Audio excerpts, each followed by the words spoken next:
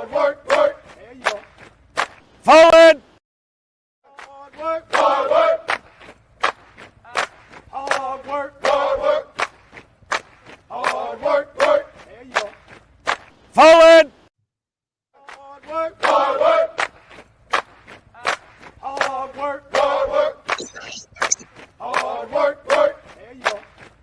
Forward.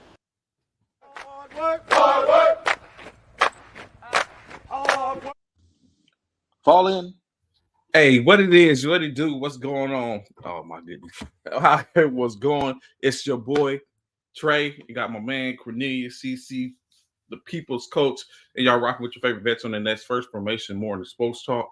So come on and fall in as we get into what has just happened over the course of this past weekend in basketball, boxing. We know the NFL draft is coming up. Crazy work on everything that's going on. When you look at, I guess you could say amateurism, you got the this past weekend in the Military Basketball Association for all my military basketball enthusiasts. We just had it to where the Atlantic Conference out the Military Basketball Association completed their conference, in which shout out to Coach Acevedo and the Fort Moore squad as they were victorious, winning their championship. So that's 4 conferences in which we know that definitely has completed their season in reference to their regular season and the beginning of the postseason for in the Military Basketball Association. As we know, Fort Cavazos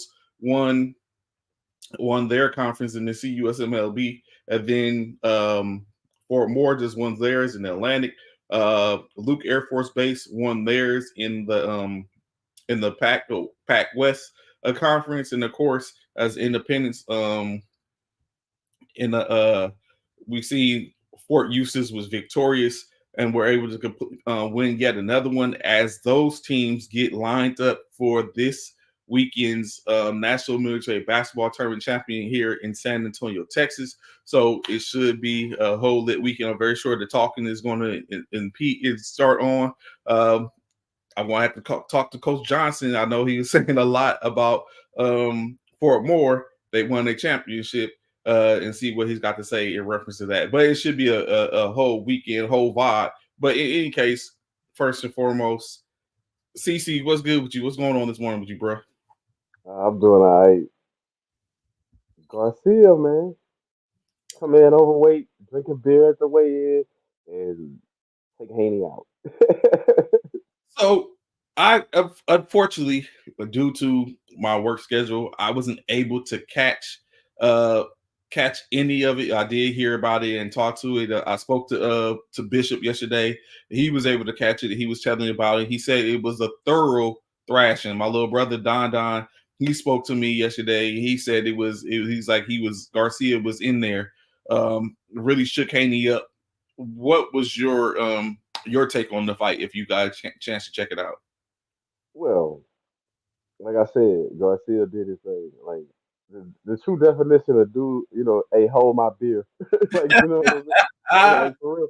Like like the only sad thing is that he was disqualified from winning the championship because of the weight factor coming in overweight.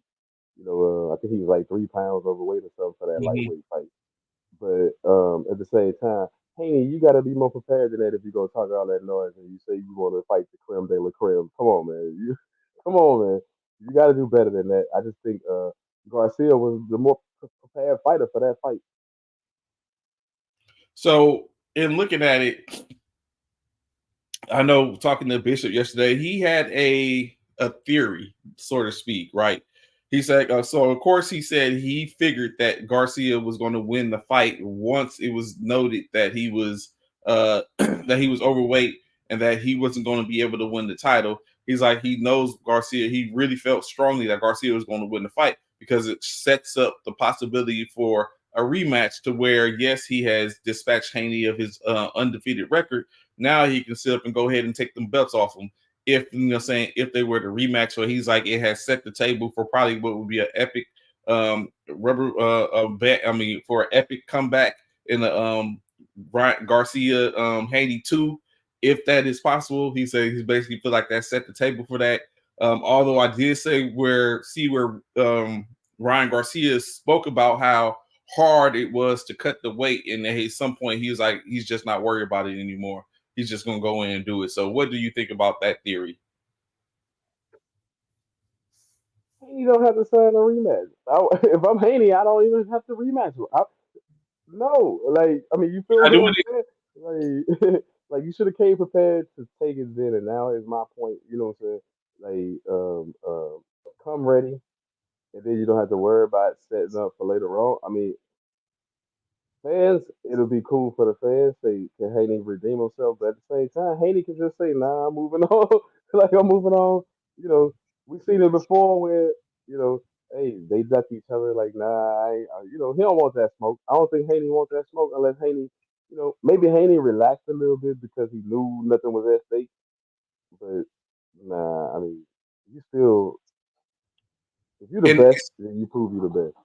so in that situation, it's exactly what you talk about. If you're legitly Devin Haney, and because obviously the money's going to be there if y'all were to run it back, are you accepting the prize? Or are you accepting the fact that you can no longer be the champion?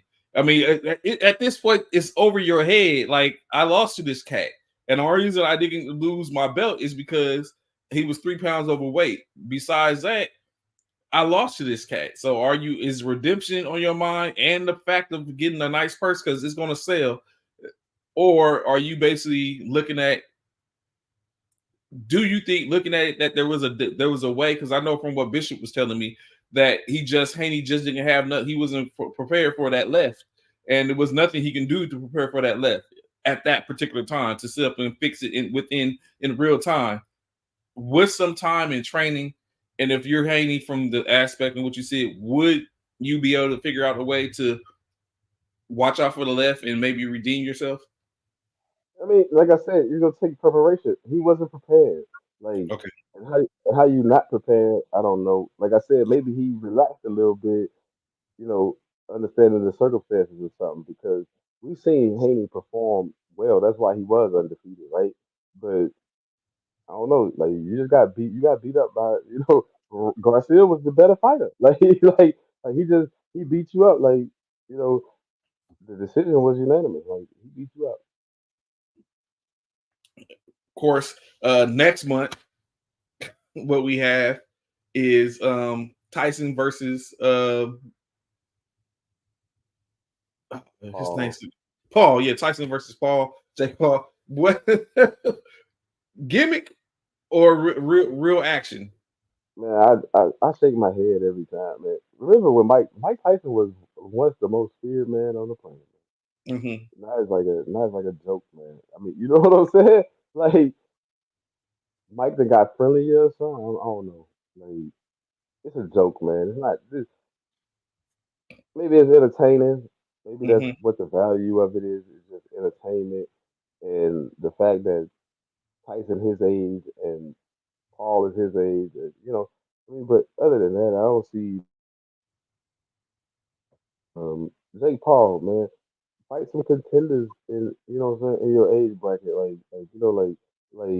sharpen your skills against them. Like I just think this is an exhibition that's clearly geared toward probably crowd movement and money. Maybe 'cause I don't see nothing else that come out of So as we move on forward, one of the things I wanted to talk about real quick, because I know NBA action is going to really eat up when we really get into it, but the NFL, right? So I seen an interesting meme the other day in which I seen this meme. I thought, Coach, what is this? So the meme which I seen is a picture of the Dallas Cowboys sideline, right? I'm just gonna paint the picture. There's a picture of the Dallas Cowboys sideline. And on the Dallas Cowboys sideline, you have Ezekiel Elliott, CeeDee Lamb, Michael Gallup, Dak Prescott, and Amari Cooper. And the question posed on the meme was, If Dak couldn't win with this, who can he win with? So I pose that question.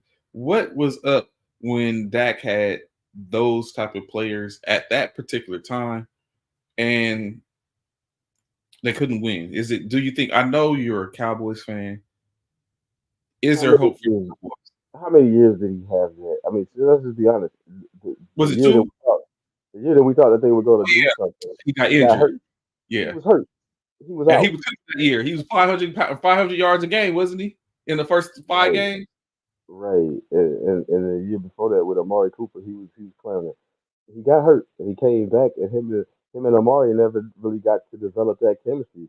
Like I think that's why Amari was let go. Right? Is that him and Dak, like they started off okay, and then but where they ended, it just wasn't on that same level. I mean, that happens sometimes.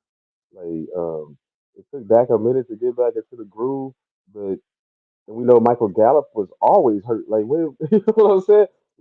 Michael Gallup was just as healthy as this past season right here.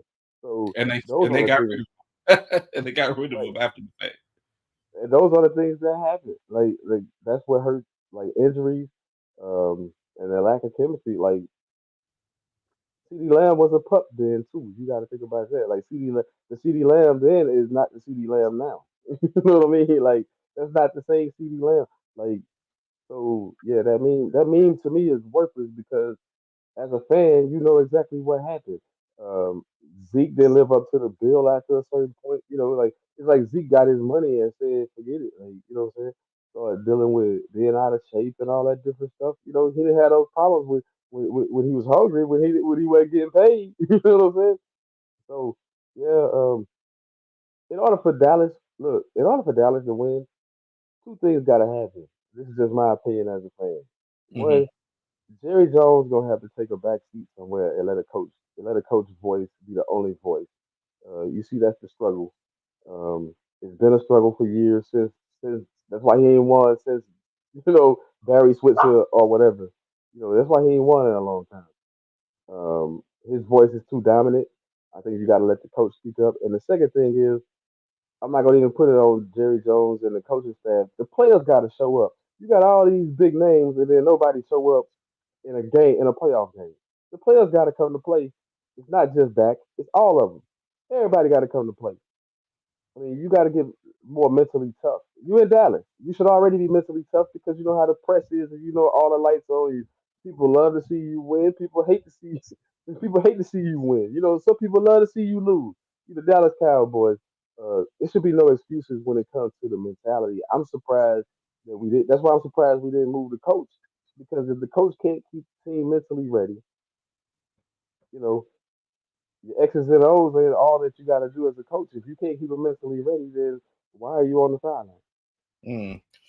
So in your aspect, if you was GM, if Coach Jim Jones went ahead and he's like, you know what, Cornelius, I want you to take over as the general manager of the Dallas Cowboys this year in this draft. Who would be your first pick? Oh wait, where's Dallas drafting? Where the Cowboys drafting at? I mean, we know what we need right now, right? We need young linebacker. We need linebacker. We need linebacker. So you're going Um, defensive wise. You draft a first right. round defensive player. We need linebackers. Our offense ain't the problem. Like we need linebackers. We didn't lose. Look, we didn't lose to the Packers because our offense sucks. Did you see that defense? That defense was getting gas. That defense had no answer for Jordan. We didn't have an answer for Jordan Love. How we gonna have an answer for Hurts? How we gonna have an answer for Purdy? I mean, I'm just saying we didn't have an answer for Jordan Love. Um, he killed us out there. Rolling like breaking the pocket and stuff. Like we couldn't contain. It was like we didn't do anything well defensively to even be in that game. I mean, turnovers sometimes happen in the game, right? But what you do, your Hmm. defense come out there, hold them at three, or maybe hold them. I mean, you know what I'm saying? Keep them off the scoreboard, keep the score close, do what they got to do. We couldn't do none of that. It was just touchdown, touchdown, touchdown. Who gave up that many touchdowns if you're supposed to be a good defense? I think we got to get linebackers. We can't come out there. I mean, Bell, he did the best that he could coming from safety, going and moving the linebacker. But we need some actual linebackers that can play sideline to sideline and they can fill gaps. They can fill the gaps. Uh, the- we got a D line that can go get it, but those three in the back, those three right behind them, man, that front seven, we need a front seven. So go after linebackers. That's Whatever fine. linebacker we can get, that would be my first pick. Or I mean, that's it. And then we got to revamp the secondary. You know what I mean? I don't think Gilmore is there no more, so we got to do something. Unless we So, thinking Bland on one side and then Diggs on the other, but I still think we need another. I think we need something else in the secondary too. so Cowboys are currently drafting at 24. Would you We move still up have to to take get? a linebacker. No, You wouldn't move up. yeah, You stay at 24. we've been doing good with our picks. Where do we get Michael Parsons from? We've been doing a CD Lamb. I mean, these picks. What I'm saying? Dak Prescott was in the fourth round or whatever. So like we've been doing good with our picks. I like what. So we'll stick to that format. You know, Okay, so in the case of okay, so you said that for the Dallas Cowboys, of course. Um, let's talk about the teams in which we know that are presumably needy of a quarterback, i.e., the Denver Broncos. Is it cap in your opinion when you have someone like Sean Payton that's basically saying that they're not going to force a pick for a quarterback in this draft? Is that just, in your opinion, is that just cap where it's like you're basically just saying something to appease that, or do you think that's really the case? Do you think they feel like they're good at quarterback right now? have you seen Sean Payton? He's a cocky dude, man. He's a cocky dude. I believe what he say when he say that he think he got it and they ain't got to force nothing. I think he think he can make anybody successful except Russell Wilson. I mean, I think we saw that. You know what I'm saying? I I think was I to say think you had Russ in the you building. know I you know I think him and Russ started off on the wrong foot and there was no repairing that, right? Which I respect Sean for the certain things that he do, like bring back the whole the coach is. I got some say in this, like players ain't gonna just do what they want to do. Um, I like that aspect of it. I just don't like the approach of the whole thing. But I think that um, what what star quarterback, he got to get a quarterback out of the draft or a young quarterback because what star quarterback want to put up with that? I mean, for real. Like, you know what I'm saying? We saw how you did your last quarterback. You think I really want to, you know what I'm saying? Like, you think I want to step into that? Do you think Aaron Rodgers would want to step into that situation? Do you think any quarterback currently? No, he gonna have to do something. But he said he ain't gonna force it, and he think he the quarterback guru. I think we give him too many props for that too, because he really only developed one quarterback, and that was Drew Brees. So did he develop Drew Brees, or was Drew Brees already Drew Brees? Correct. Good point. On another team in reference to a quarterback in your division, the New York Giants. Of course, I know you're fine with them keeping Daniel Jones for the most part, but is the pressure on for them to go ahead and draft another quarterback, a successor to Daniel Jones? They maybe not a successor, just somebody that they believe in. Jerry, because Daniel not available all the time for you, so you need somebody. So I would get a if I was them, I would get a young quarterback. I would look to draft one, just because of that, just because you don't know what's gonna happen with Daniel Jones' health and his performance. It ain't always the greatest. So like Tyrod not there no more, so you got to have a formidable backup. So I think you get him out of the draft. So, like we said, their offenses are always the greatest. Is that on Daniel Jones or is that on the lack of the receiving core in which presumably they had? They had Saquon Barkley. Saquon's now in Philly. So, where do you think that? Wait, Saquon isn't in Philly now. Where is Saquon? Yeah, he's in Philly, right? Yeah, Philly. Yeah, he's Saquon is now in Philly. So, was that was that Daniel Jones' fault or was it the lack? Like, when was the last time in which we was able to name the top receiver for the New York Giants? I think it was Sterling Since Shepard. Odell Beckham left, when have they ever had a top receiver besides? I mean, even with Odell Beckham, go before Odell Beckham, who was name Giants receiver? Okay. Name, you know what I'm saying? Like Like if you had to go back, I don't even know if Armani Tuma was that big of a star, but you got to go back so far. They never really had that, and they never really needed it. They, you know what I'm saying? They won Super Bowls without it. They won Super Bowls. Who was on those? Who's the receivers on those Super Bowl teams? Oh, they had Plaxico Burress. You know what I'm saying? Like, but I mean, you know what I mean? But they didn't have the Plaxico Burress over the top of his game. They had to shoot stuff to the leg. Never mind. Anyway, they had that Plaxico Burress. Like, I'm just saying, they never really had big name receivers all that much anyway in the Giants, and they won Super Bowls. Um, so I don't think they really have to have. I mean, as Slayton was coming on, they had certain people that was coming on at receiver. You got some young receivers. Um, I don't know if Daniel Jones is the guy, man, but I do know you paid him. You paid him money. You made a playoff, and you won a playoff game with Daniel Jones, which has been your most success in recent years. So you gotta, I think you gotta give Daniel Jones every opportunity. But hey, you had Coach of the Year. Daniel Jones was a part of that of Dayball being Coach of the Year. You know, you know. So I look at it like Daniel Jones should get a crack, but you should bring somebody in there in case his health not that good and his performance don't pick up. Don't don't keep going up because we don't know what Daniel Jones gonna be this coming season because we didn't see him all last season. We only see him in a few games. DeVito, man, what y'all doing with DeVito? Like, I'm just playing. I'm just playing. DeVito is not your guy. No. Shout out to Vito, getting a couple of games in. His his agent on the sideline in the 1940s suit. But, so we talked about uh, the quarterback situation in New York, quarterback situation in Denver, technically quarterback situation in Dallas. Is there outside of the Dallas, the Cowboys? I mean, I'm sorry, outside of the Vegas Raiders, um, is there any other team that you think has to address QB situation? Even though Yeah, everyone man. has, The Patriots gotta make up their mind on if they want a quarterback. The Commanders are definitely gonna take a quarterback, even though I thought Sam Howell performed good for them. Um, I don't know if he's a franchise quarterback, but I thought Sam Howell had a pretty good season considering all the controversy in playing for the Commanders right now. So I think the Commanders gonna go after a quarterback. Um, like I said, if they get the right quarterback, they're gonna be tough in the division and it might rise. I hope it don't happen because I don't ever wish the Commanders well, just like I don't wish the Giants well nor the Eagles well.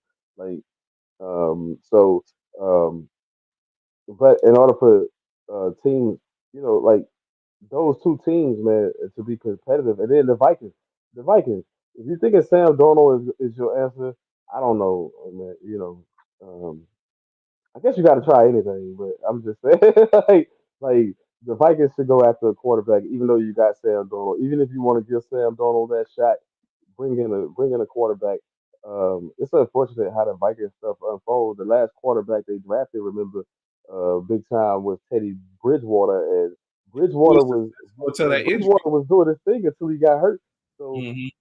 until the injury took him out. So I think Minnesota, you need a quarterback. I see them going get it. I can see them taking McCarthy. I can see them taking a Drake May or something. Moving up. I can see the Vikings moving up, like trading whatever they got to trade to get a higher pick to get a quarterback. So now you was just talking about Sam Howell. Sam Howell is now, like you said, I thought he did all right too, given what he was working with. Now he's in Seattle. Do you think he's able to unseat um what You know? Geno Smith? Yeah, but I think they're gonna give Gino every chance to be Gino. But I think Sam Howell can take that job. Like we saw what Howell can do. Howell is just naturally better in the pocket than Gino. He seems a little bit more calmer in the pocket, you know what I mean? And his scramble ability is a little bit better than Gino's. I'm not sure. I'm not sure if I'm not sure if Sam Howell's decision making is all the way there. He did throw some interceptions that left you wondering why he throw that pass or whatever. He does take chances, but I think if you could I think if you could harness that, hold that back a little bit, I think you can get more out of Howell than you can out of if you're trying to be competitive and if you're trying to go at like the Rams are going to be tough in that division this year. If you're trying to go at the top, the 49ers, I think you got to do something. I think you got to, I'm not saying take Gino's job away, but I think you got to let Sam be the ultimate competitor in that training camp to probably bring out the best in both of So one last one before we move on to the round ball. Well, no, probably professionally last one. Like you said, Washington at sitting at number 2, and they don't plan on coming off number 2 at all. So now, is this a clear, concise fact that they're locked in, most likely to get a quarterback at number 2, or do you think they shock the world and go a whole different route, and like a wide receiver or something like that? them. You got receivers. You got a receiving core. You got a receiving core already. A decent receiving core at that. I think they're taking the quarterback all the way, and I think they would be crazy not to. And I'm thinking it's a business, so I'm thinking they go on a quarterback that's going pack that stadium. You know, and I think that's Daniels. I think they're gonna take Daniels. Um, because who owns the team now? These are business people that own the team now. Not saying that they didn't have a business man before, but I'm saying now they got business minded people that understand. Magic from his playing days knows how to pack a building. You know what I'm saying? Like, so I think that they go after a quarterback. Remember when they had RG3, they was going to do that. Like they was on Mm-hmm. that swing. I think they get back to that. I think James Daniels is that one that they gonna pick and they gonna say, hey, you know what? This is gonna be our talent for a while. We're gonna make him the franchise. We're gonna try to give him every opportunity to be the franchise guy. But he gotta hit the ground willing to accept where he came from and willing to accept that all that's out the window and we're trying to win now. You know what I'm saying? Like I think they got a lot to erase right now after the Ron Rivera era. So moving on to pigskin in the amateur sports or in the land of college, your UT University of Texas yesterday, I mean this weekend had a showing, and it was an Arch Manning showing, throwing 3 touchdowns in their scrimmage game.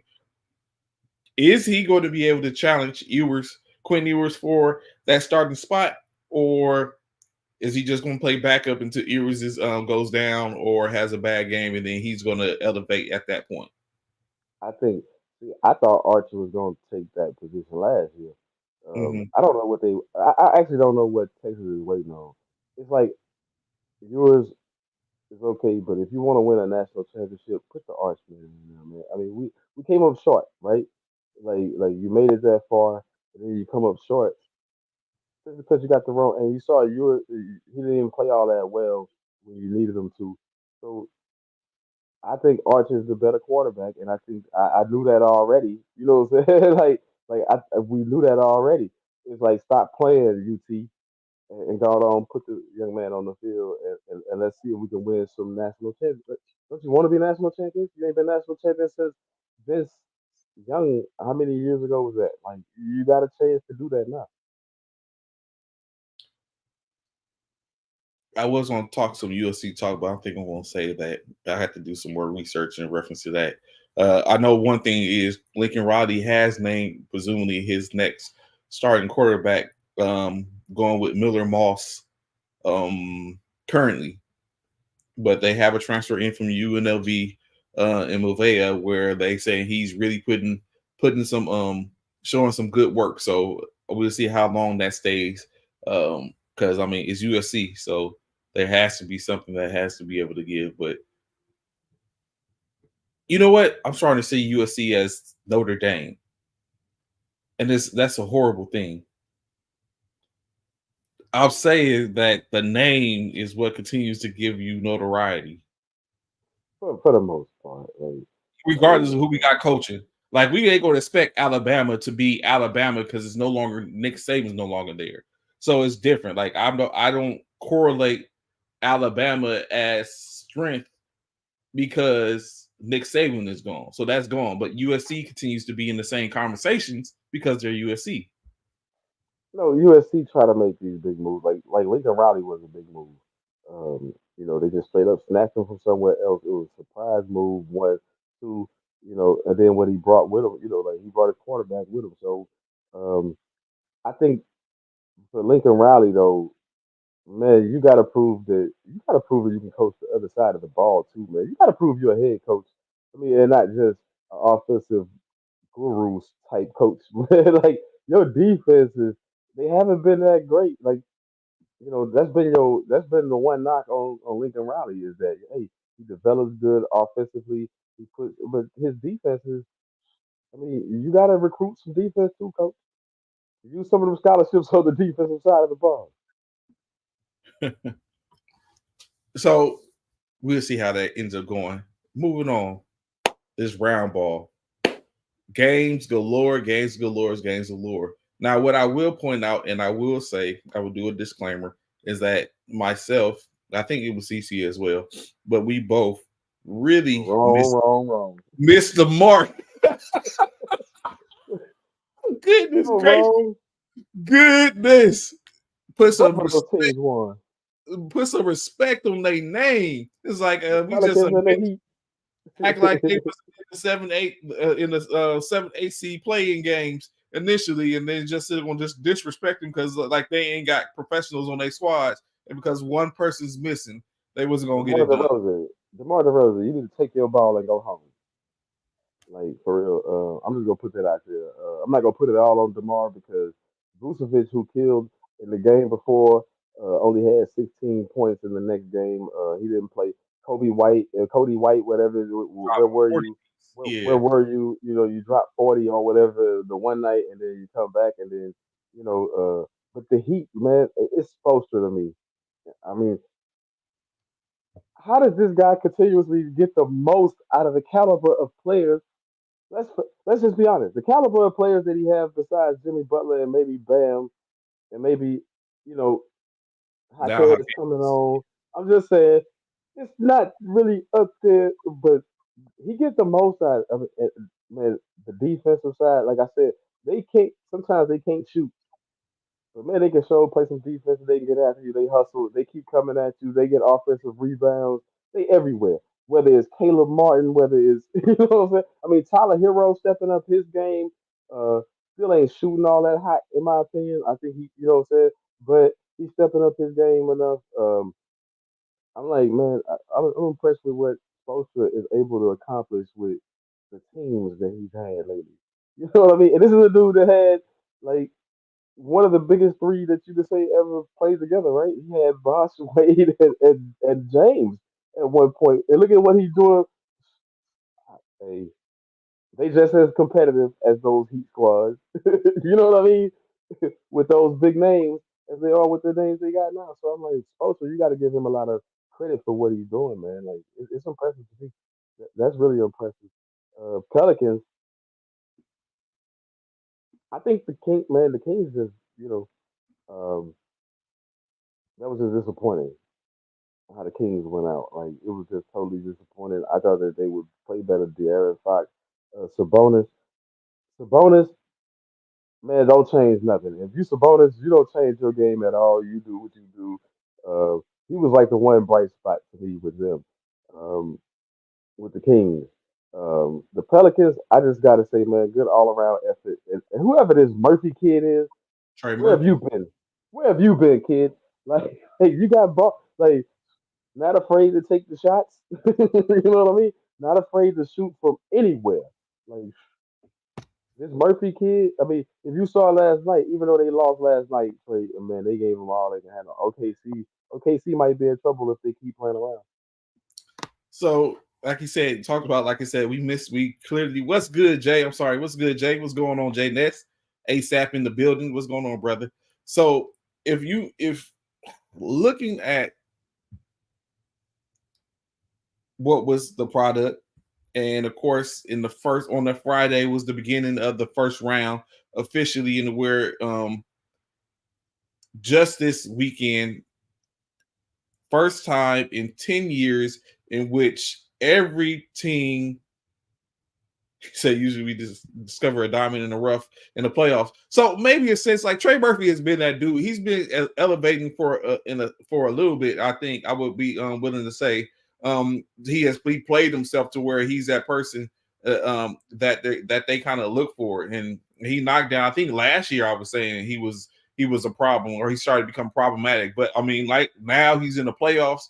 He's on center stage and he's showing that he's a contributor on that squad, especially with um, Zion Williamson out and now Ingram coming back, but having to try to shoulder it all his own. But yes, I agree. Usually we do catch something in the playoffs.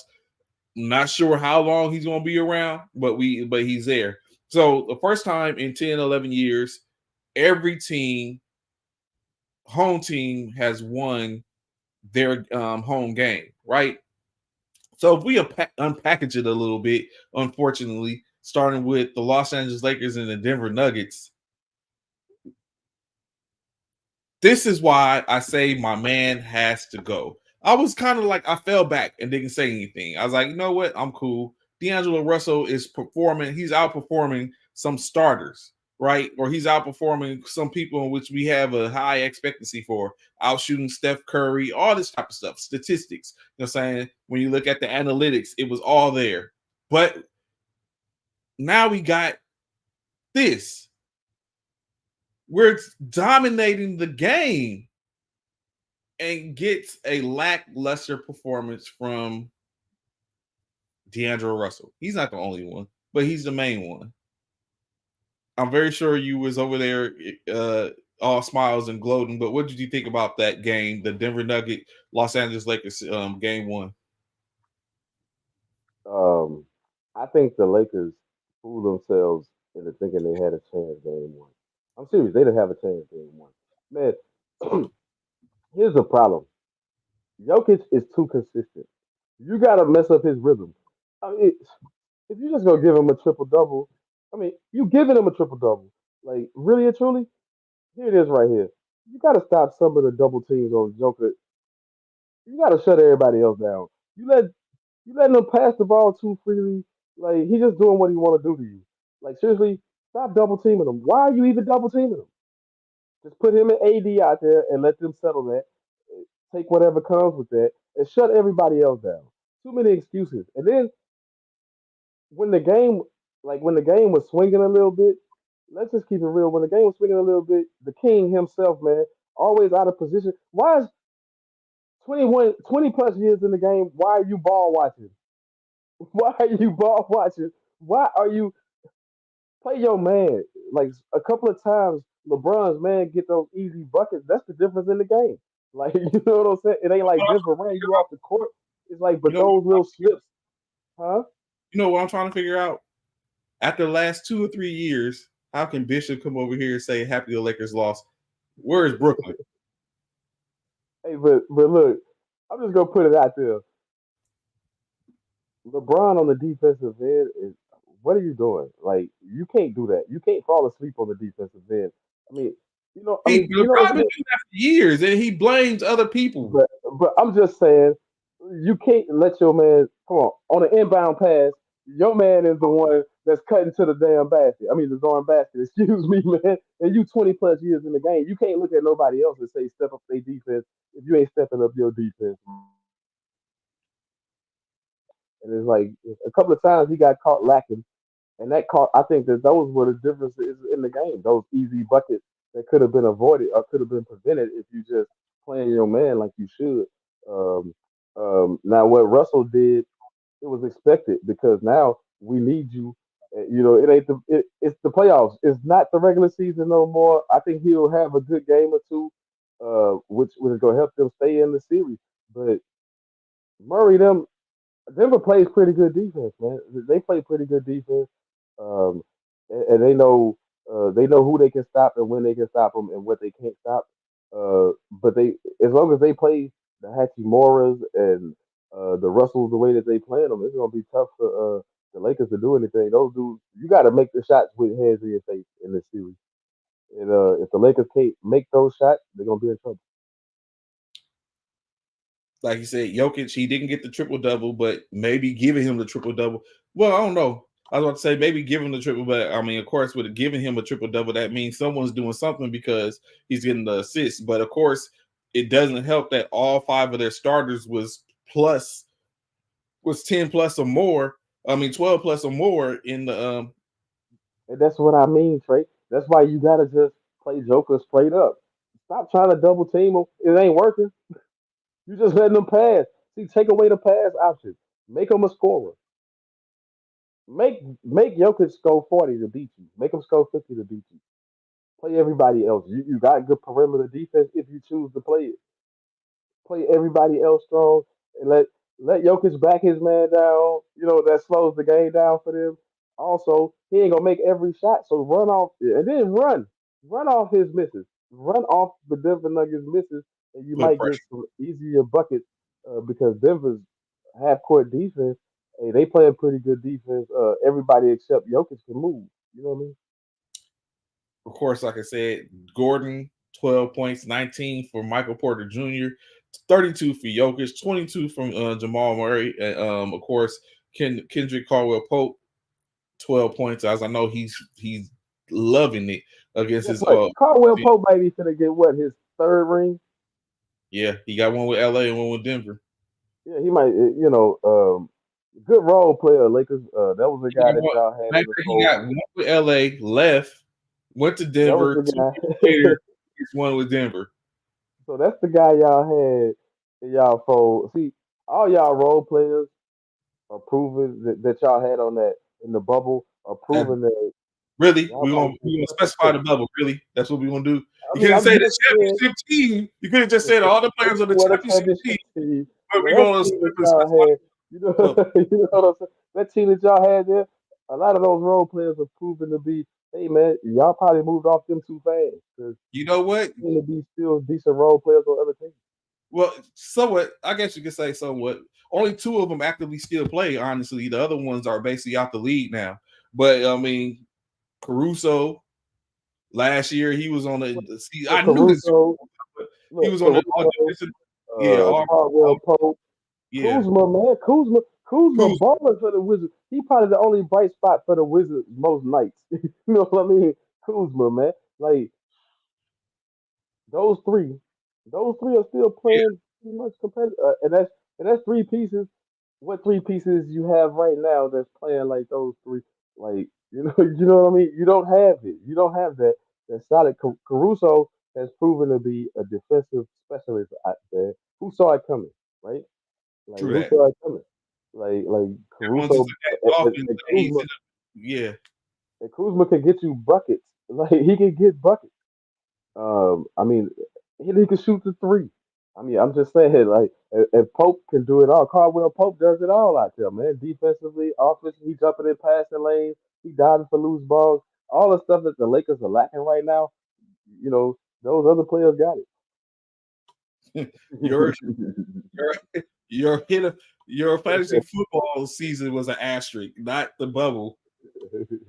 But in any case, like so, and then looking at it, like it is. I mean, I could say it is what it is. Teron Prince in that 9-man rotation was the only one that was able to sit up and put up double digits. Rui Hachimura 7 points in that last final game. But D'Angelo Russell 6 for 20, like 6 for 20, 13.6 for I 20. mean, That that's a bad shooting night. It's bound to happen. And then it's not like you playing in your gym. You playing in their gym. Like it's expected. It's expected that the Nuggets are going to win at home. The Lakers just got to defend their own home court, man. Like if you still won in Denver, then you that's what did I was something. about to But say. They have to still win in you Denver. still won. If you still, but you ain't got to steal this next one. Like you know what I'm saying? Like with a player like LeBron, man, you got to play the long game. LeBron been here before, so Mhm. you got to expect this to be a long series. So if Denver ends up winning both at home, they win both at home. Like you just got to So defend you your rather home court.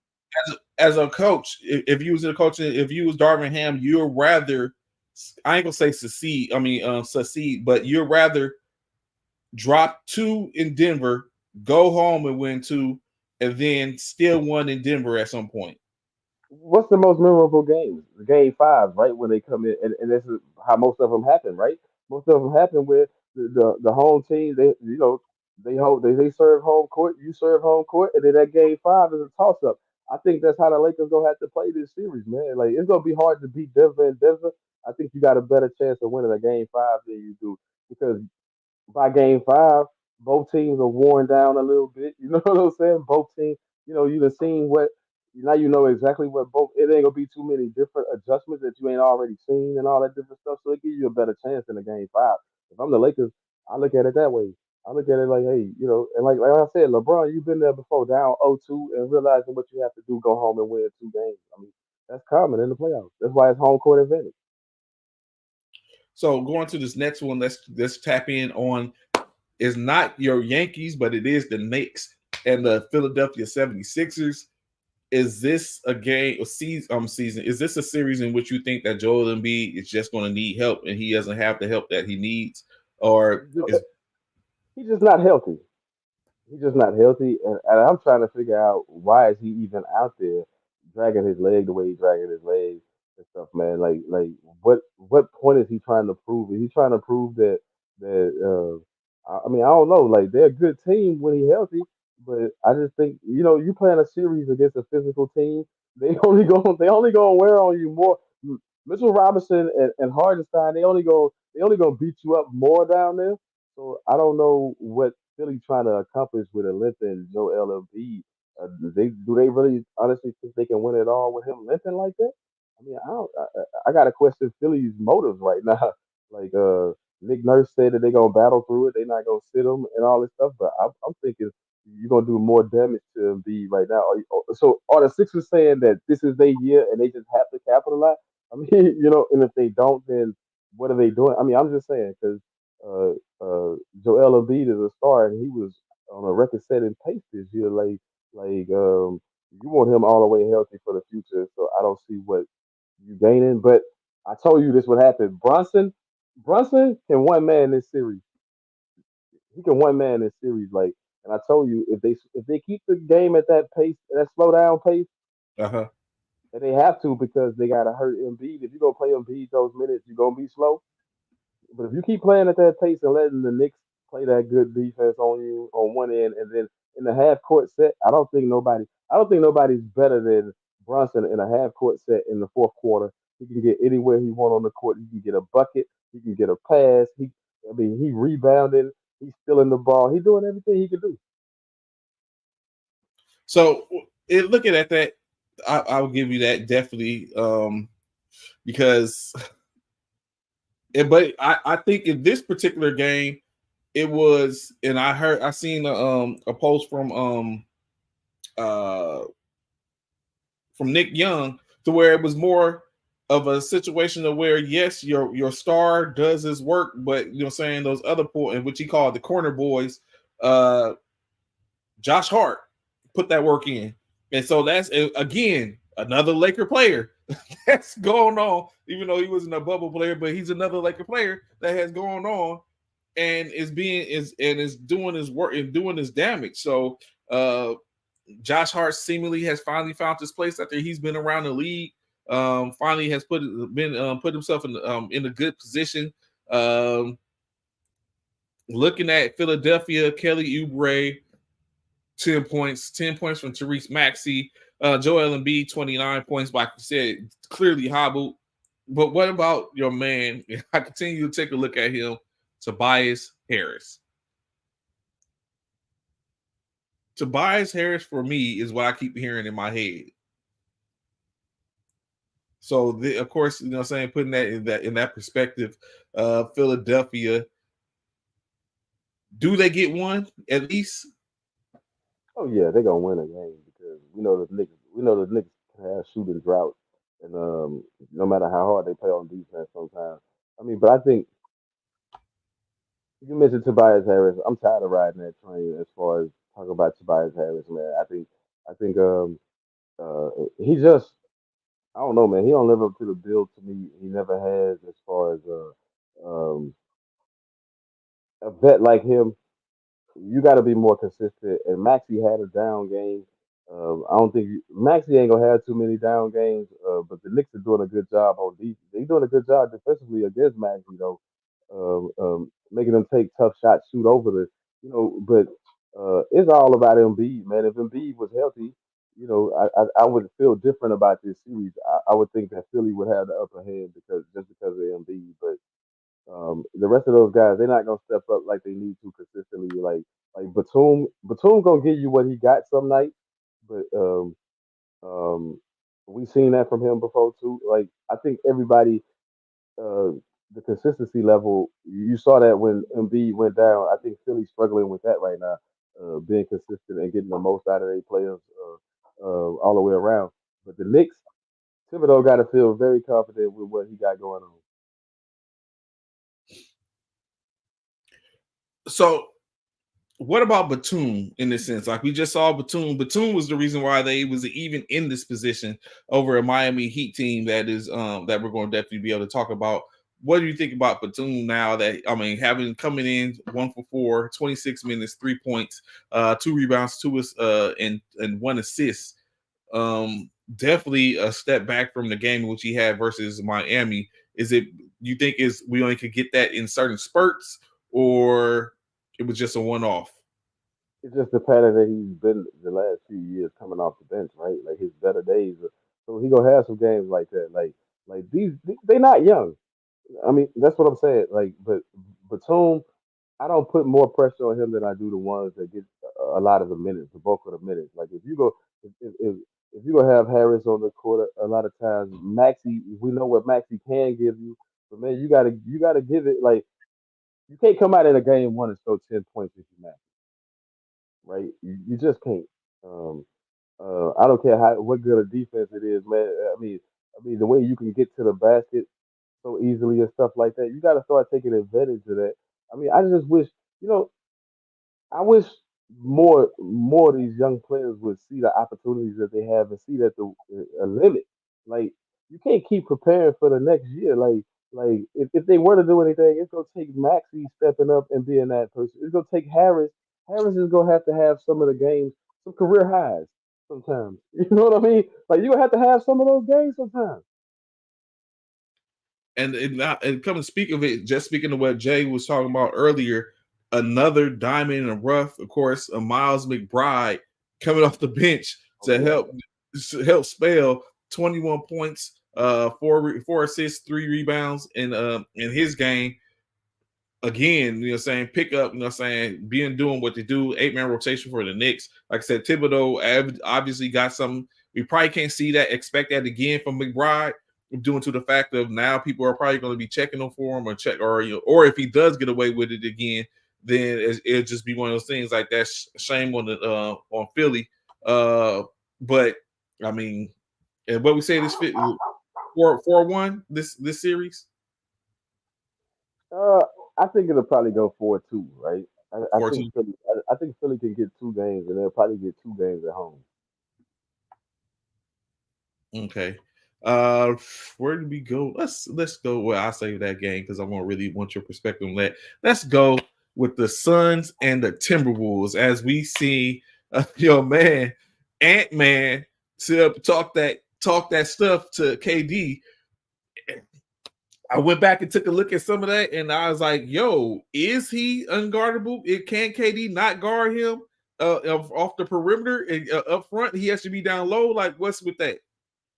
KD, when has KD ever been a lockdown defender? He can't guard that, dude, man. Like, it's too much pressure on KD to try to guard, and then you want him to score on the other end. I would look at that and say, nah, we gotta go with something else because Ant is just too good. He deserved to talk all that noise. Um, I just can't believe that. He said that this guy is his idol, but is he really his idol?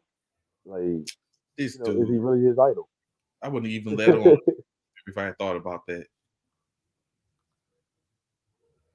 But is he What's really his going on? idol? What's going on? What's What's up with it? going on? How y'all doing? CC, what's up, C? What's up with What's it? going What's on, up? CC? What up, Trey? Hey, I can Trey. see you, Thank you, bro. dog. I can Thank you, see you. dog. Thank you, dog. Thank you, dog. Hey, man, it's been a long time coming, man. I finally got my trophy for being the champion of what I'm saying, of the first inaugural, first formation, fantasy football champion. That'd be, no, it ain't nowhere on the internet. CC, help me out here, bro. Can you help? Did you find an asterisk anywhere in that 22-23 season where any games during the playoffs where it was an asterisk by the game, like the bubble season? See, the bubble season, everybody talk about the bubble season. When it comes to the Lakers and when they won that championship, correct me if I'm wrong, CC. Correct me if I'm wrong. Anytime they talk about the last time the Lakers won the championship, right? They talk about it, and they talk about it in regards to the bubble season, right? They put emphasis on bubble. Why is that, CC? Why is that though? But we know why it is, because it was an unusual season. Something that never happened. That part. However, my good constituent right there next to you, even not literally next to you, but on my screen next to you, by the name of Trey the Commish, he wants to have that opportunity to put the same asterisk on my so-called trophy, as well as a game where we know the unfortunate incident that happened with old boy from Buffalo. Remember, the Cincinnati Bengals and the Buffalo Bills did not get to complete their game, in which all the points that could have been earned, because I'll just be honest. Coulda, woulda, shoulda. Y'all ever heard of that? Coulda, woulda, shoulda? In the first year, in the first formation fantasy football league this year, Coach Paris Daniel ended up winning the championship, in which that's who Bishop was playing last year. And if the games would have been continued, in which he had a couple of players on his squad, on his roster, that did not get the chance to finish the game, then you might have been different. You might have been. We don't still. The thing is, you can't put an asterisk on it because of the fact you don't know because it was a what did he say? Yeah, CC, what did you just say? Can you repeat why it was an asterisk? Why they call it? It was an unusual season. When was the last time you seen a player go down and completely disrattles and messes up the whole game in an unusual game, which caused an unusual fantasy football season because the points wasn't recorded for that particular game? Unusual. It should be so in your opinion, CC, and I think CC was a part of that season as well. He didn't do as good as he did this year, but it was that year. Should there be an asterisk on Bishop's trophy? I don't think so, because you played the bulk of the game, right? Like, it's not like the NBA. They changed their whole season format, everything for that, right? Like, whenever you ever no home court, nobody playing on their home court, everybody playing on the same court in the same. Like, that's very unusual. That's like college style. Like, they went to like a college style format, or or like a high school tournament format, right? Man, that's why I fool with CC. CC, he's like, that guy, man. He's that guy. Like, calling a game, one game because of an injury, a major injury. I like that, dude. CC is that guy, man. He is that guy. He understands why. And all I'm saying is, again, when it's all said and done, that when they bring up that game between Cincinnati and Buffalo, they do bring up DeMar Hamlin. They do. They talk about what happened to him and stuff like that. However, they don't use it or speak of it like they speak of the bubble season. That was an entire season that they had a bubble. That, like CC said, that changed the whole dynamic of the game, of that season. That played a huge part. When it goes down in history, it has gone down in history, it's going to be always related to the bubble season. They're always going to refer to the bubble when it comes to that championship. Always. Like, it's never going to change. Like, remember Tim Duncan first championship, right? David Robinson championship. Then that was the asterisk season before the bubble season, right? Because it was a short season, season of strike, right? Remember they were saying, right. We only played 50 games or whatever. Right. So you remember, they were trying to say that one was different too. Yeah, so, they wanted to take that away from San Antonio. I remember that. Yep, they wanted to take that. It was like, y'all really not champions. Y'all didn't play a full season. I remember that. Yeah. But they still don't talk about that one like they talk about the bubble season, though. Like the bubble season. Yeah, yeah, they don't do it. They don't do it like that. Do is sit up here and play football. Everybody calling the bubble. Everybody calling the bubble season except they do. He act like we making this up. Everybody says they refer to that as the bubble season. That's everybody. You know what I'm saying? Yeah, you got the few people that will talk about that San Antonio season when they had short, less games and stuff. There will be people that talk about it. But when it refers to that season in regards to the last time the Lakers won, they always call it bubble season. But moving on from that, man, what's good, man? What we talking about? What's good? We was just talking about the Philadelphia Suns and Minnesota Timberwolves. You mean the Sixers? Game. Philadelphia 76ers? Phoenix. I'm sorry, Phoenix Suns. What's your fault? Yeah, Phoenix. You talking about Phoenix Suns or the Phoenix Suns? Suns, yeah. Because we was just wondering, as we was just discussing, can Ant-Man be guarded by Kevin Durant? And well, I mean, Kevin Durant put up 31 points.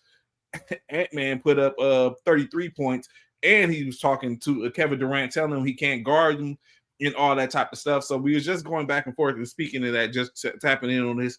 Is this with the 25? Well, I mean, not 25. Yeah, with a 25-point drubbing, is Phoenix going to be able to compete with Minnesota in this season, in this series?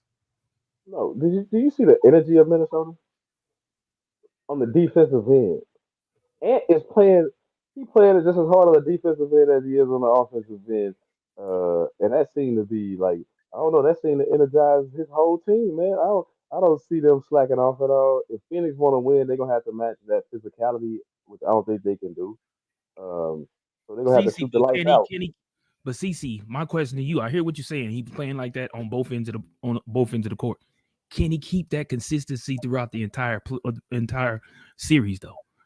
Would he be capable to do that game in and game out? I think so. I think he's like 23 years old or so, 24 years old. I think he can do it. I think he can do it as long as they need him to, the minutes allowed. And like you said, if they're going to keep blowing him out, then he's going to get a lot of rest. He's going to get a lot of rest in the fourth quarter if they keep blowing him out like that. Facts. Straight facts. I didn't see that game. The only game I actually got to catch was I saw the end of the Boston game, which I wish everybody, I don't know if y'all talked about that Boston game yet. Have y'all talked about that game?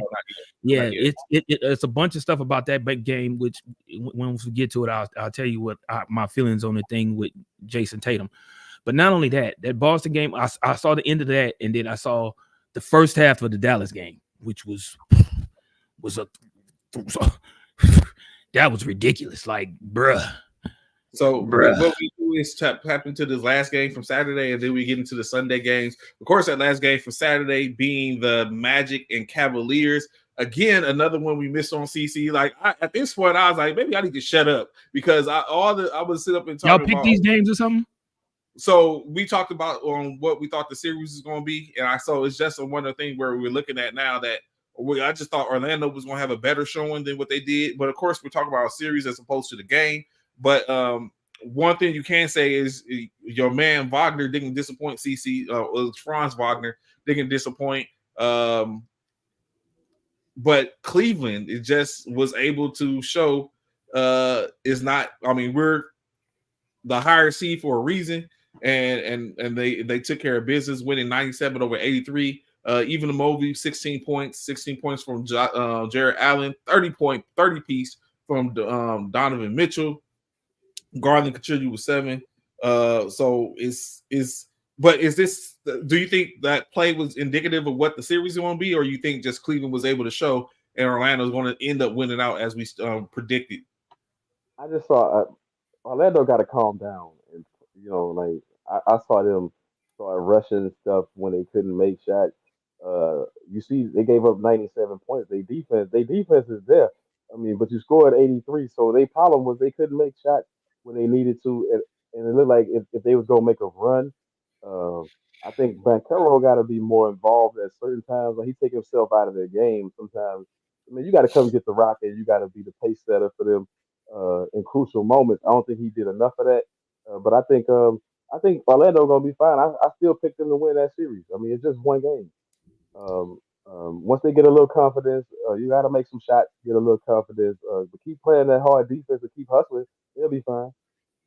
All right, moving into Sunday, as we was just talking about, of course, we had the Celtics and the Heat, Clippers and the Mavs, Pacers, the Bucks, Pelicans and Thunder, starting with the game which Bishop was just talking about. Celtics and the Heat. I have a certain place in this game because I don't know why the Lakers did not pick up Jaime Jaquez. I don't know why, especially when he's right there in your backyard. But I mean, move on, bro. Move on. He's a Miami Heat. and And he he's looks showing good. like, He yo, looks like good in the Heat uniform. I'm sitting up and looking at it like, should I see which we're going to get to and talk about in a little bit, but how is it that Jaime Jaquez is not up for Rookie of the Year and it's Brandon Miller? I don't know. But Wembanyama, man. I mean, we know Wembanyama's going to win, but I'm saying Jaime Jaquez should have been one of those finalists. But in any case, the Heat got taken out 20-point dub for the Boston Celtics in this game. Really, no one had anything. Is this a winnable game for Miami? Even though we talk about the greatness of Spoelstra and his ability to put together string along wins with what he has, can we see this? And do we see a debacle in Boston under that type of under Spoelstra's coaching prowess? No Jimmy Butler, no chance. That's fair to say. That's Like, fair if to say. they'd But have had Jimmy, I think even with Jimmy, they still can't win. I think they could because you see this what the score ended up being last night. I mean, yesterday's game. They was blowing them out big time, and then the Heat was able to get back in the game. I think you get those 20 points. You get those 20 points from Jimmy Butler. It's a whole different game. Uh, I just think I think with Jimmy Butler, like certain players on that team, he get in their head with the talk. I think he got Tatum's number. He got Drew Holiday's number. I mean, I'm just saying. I think Difference with maker. I Jimmy will say Butler, that. it might He's a make it. different. It'll be tougher. So, Tatum, a 23-piece triple-double with 10 rebounds and 10 assists to go on the side. Bishop, what were you going to say about Tatum and what you seen? Oh, that one play where they said, what's his name? Was it a dirty play or whatnot? So it wasn't a dirty play. As you can see, he was actually going for the ball for the rebound. He wasn't trying to get underneath Tatum and make him fall the way he did. It was awkward and definitely it looks like a very dangerous type of fall, which could have probably injured him. But he jumped up pretty quick. But what people don't realize is, golly, I can't even think of his name. I had his name right before we started talking about it. But a Boston Celtic player pushed him into Jason Tatum. So he kind of if you look at the right angle, he's pushed by a Celtic player, and which put him up underneath Tatum, which made Tatum fall. Mm-hmm. People aren't seeing that. They're just seeing what he did and how he got up under Tatum and how Tatum fell awkwardly. But if you watch the play to its entirety from the beginning, from when the shot was shot, and if you watch in the middle, you'll see someone push him. I can't think of his name. Someone push him, and he runs underneath, gets pushed underneath Tatum, and that's how Tatum falls. That's how he makes Tatum fall awkwardly. But when it's all said and done, Boston, this Boston team is a team, in my opinion, I feel like is their time. They've actually, for me, I feel like this Boston team, they've had this team for a while, minus a couple of people which they've shipped out and brought in some new talent, which has been helpful to that team in all aspects.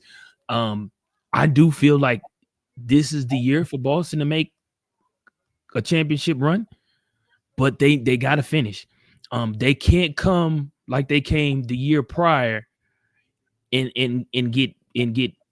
poop on the and not poop on the pot, man. They like they can't do that, man. They was an embarrassment the last time they was in the finals. So they got to come out and finish what they started, basically, from the last time they was in the finals. So I feel like this is a team that could possibly do that with Tatum, with Brown, with all of them, the talent in which they got. They've added to that core offense starting five. Like when they hitting. Don't they have the best record in the NBA? Correct. They have home field. Yeah. So so they have the best record for a reason. You know what I'm saying? They've played as the best team in the NBA. So I feel like them coming out the East don't. But this one thing I will say, and I'm gonna ask you, CC, as well as you too, Trey. The East ain't what the East used to be. This East conference this year is a good conference. Normally, you see whoever coming out the West, you be like, yeah, the West going whoever the West play, they finna kill anybody in the East. But this year I feel like the East, like we got the Knicks coming out, we got Boston, like the East is way stronger than they've been in a while, in a while.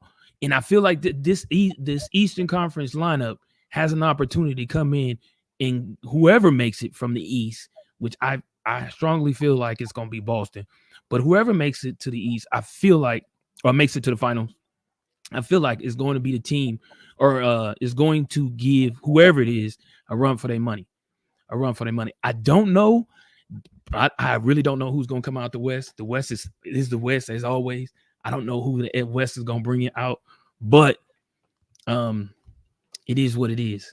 So I don't know if it's three teams in which I don't think Boston in a series is going to match up with, or is going to be able to is going to outdo coming out the West, except for the possibility of if two of these teams are still kind of young, and that's the OKC, Minnesota. The other team is the Denver Nuggets. And I'm just not going to, even though it might be true, I'm just not going to say the Clippers, because we still don't know what's going on with. I mean, yes, they had a good showing last night, but is that going to be consistent? And which we're going to get with in a few minutes. But that's what I think. I think Boston might be able to outdo anyone else due to the fact of the other teams are a little bit older, and their chemistry is a little bit better. But what do you think, Cornel? You think they anyone else? Boston is that head and shoulders above every other teams in the West? I don't see Boston as head and shoulders above. I know they had the best record, but my thing is they shoot too many threes for me. So I mean, like when you 20 for 40 or whatever, and they falling, when those threes are falling, and you shooting decent, that's cool. But for me, it's gonna be when they 10 for 40. Can the Celtics win? We haven't seen the Celtics win another style other than shooting all those threes. Like, can they win an ugly game? We haven't seen them win ugly games. Every game they record breaking with the threes. They killing you. They breaking things back with all those threes. They shooting 50 threes a game or something like that. It's ridiculous how many threes they shoot. Shot 49, Um, 22, 49 this past game.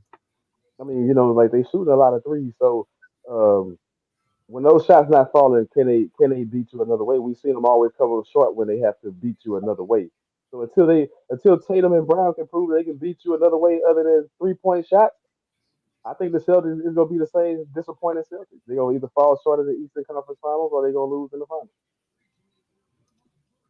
So going on, moving into the next game, of course, which I was talking about, the Mavericks and the Clippers. Is this without a Kawhi Leonard, right? Because Kawhi didn't play. Is That's a this a problem. fearful? Is there okay? Is this a fearful Clipper team without Kawhi playing? That's a And problem why do we put so much emphasis on Kawhi anyway? Man, because look, he's an he's a assassin. champion.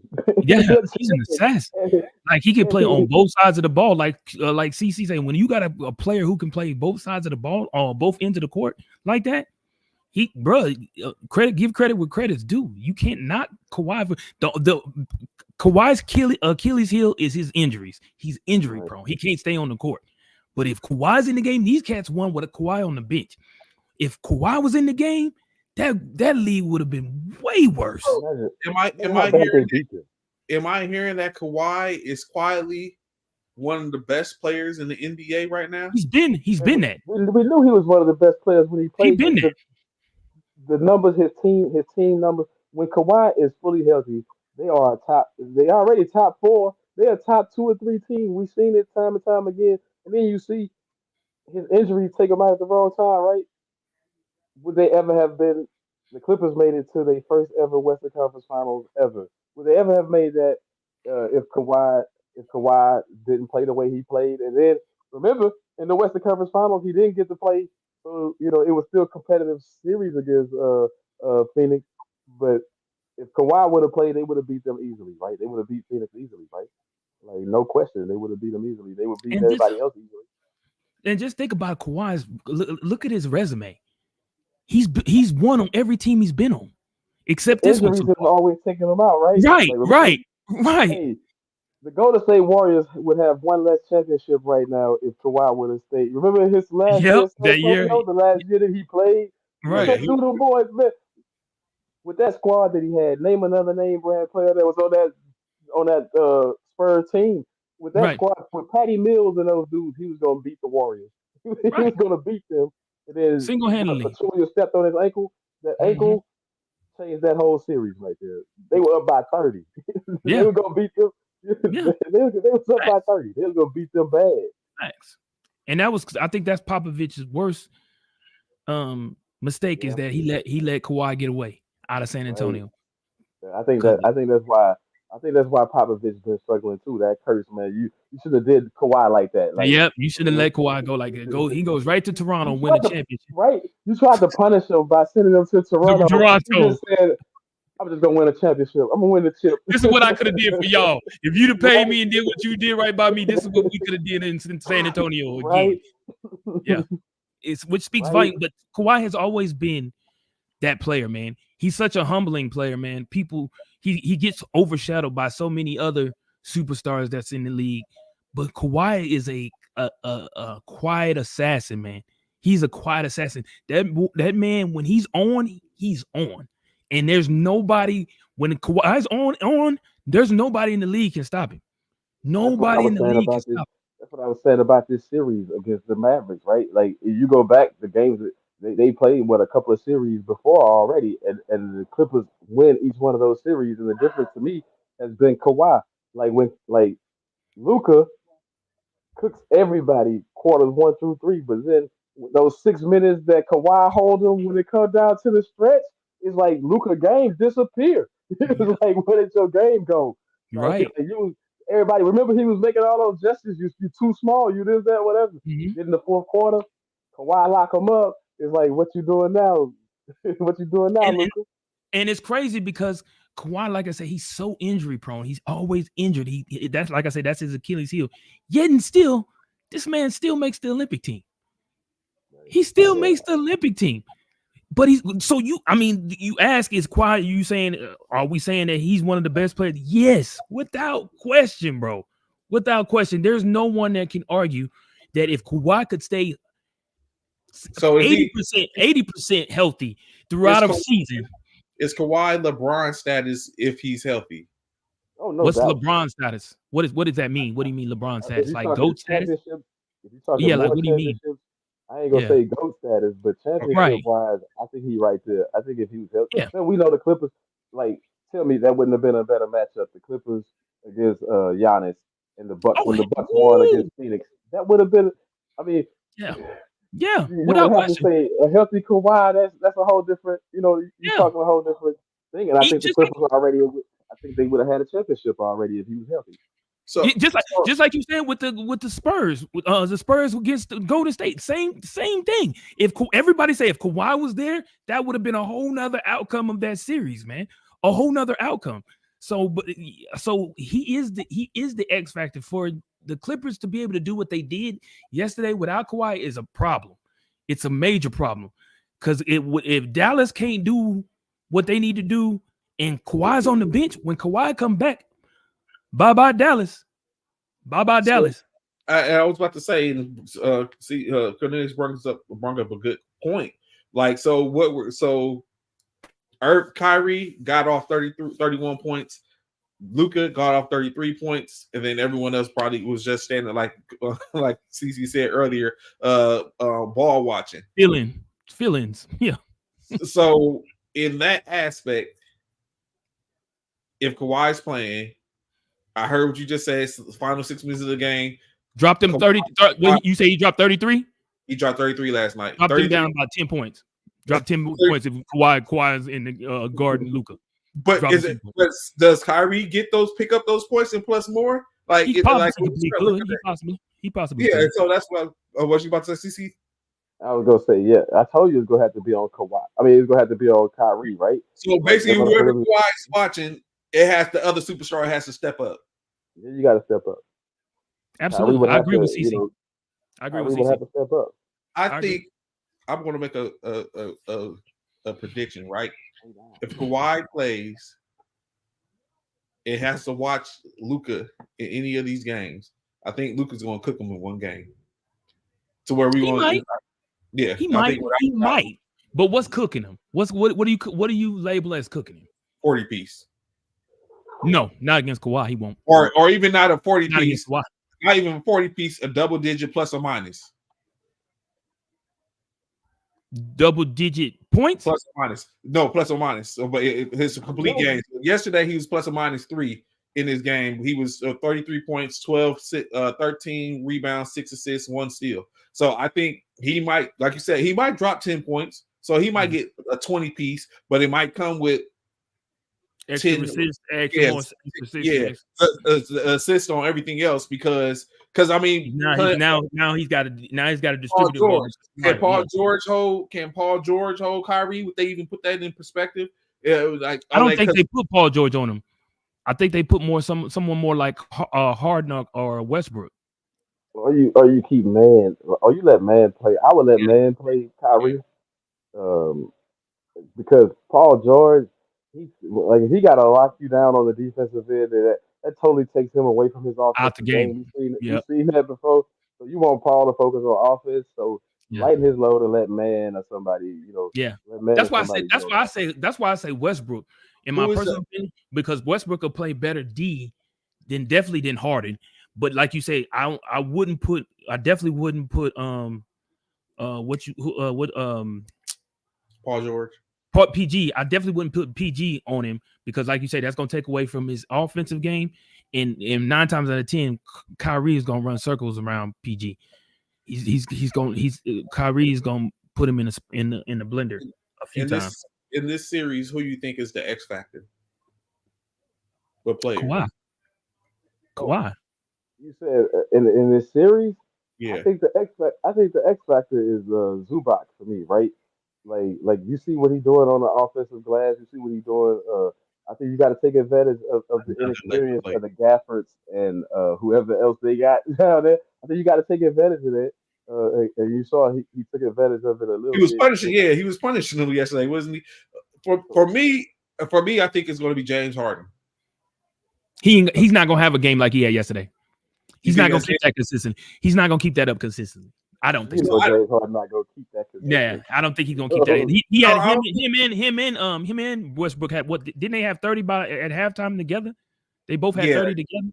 Well, James Harden finished with 28 and Westbrook had to finish with 13. So I don't think Harden has to have that consistency in the game. He just needs the inkling of that.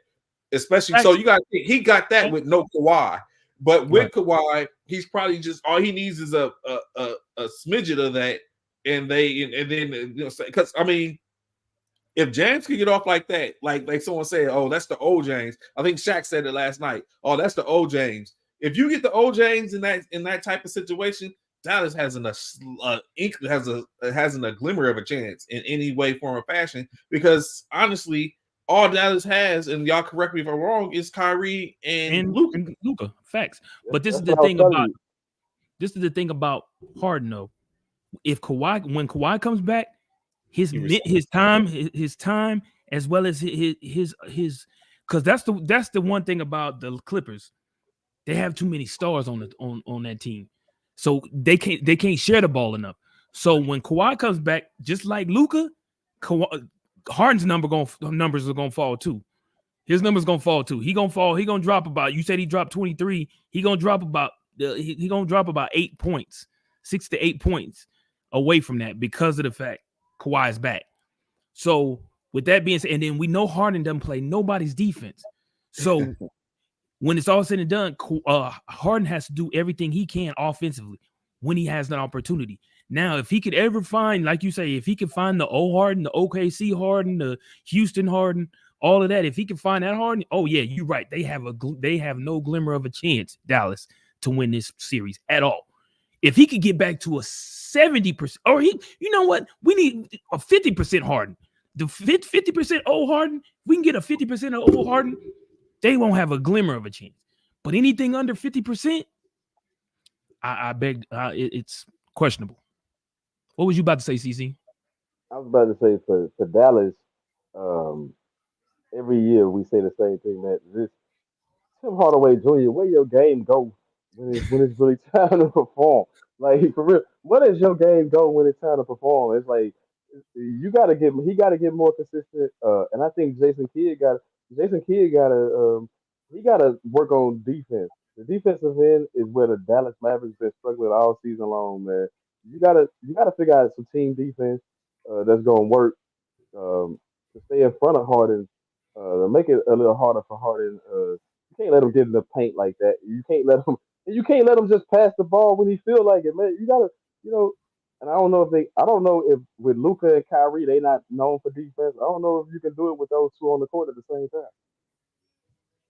If Jalen Bronson was still in Dallas, would we be having this conversation? No, No, no, no, no. They no. would be Western Conference Finals again, right? Like they haven't made it back to the Western Conference Finals without them. They didn't make it there before them either, right?